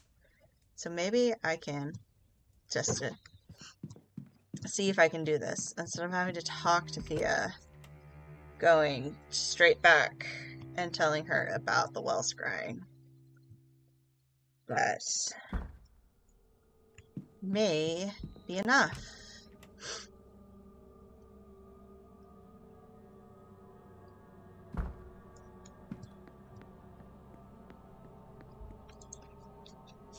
Sir? Let's see here.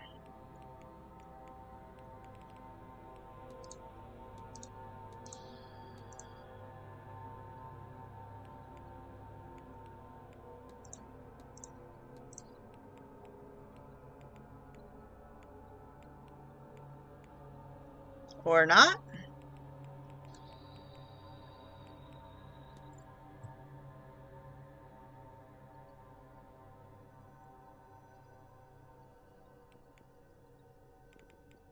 Because I've gotten the well scrying evidence. Oh, 60,000 service quarter. I know it's not proper, sorry. Sorry, miss. I don't see the harm. She doesn't feel like a Gasmiller someone's aunt, which I suppose she is. Miss Callahan, sorry. Dr. Callahan's luck very much. It must be good to have a wise to turn to. Okay, it's not gonna let me do it. So, okay. Leave. Aha!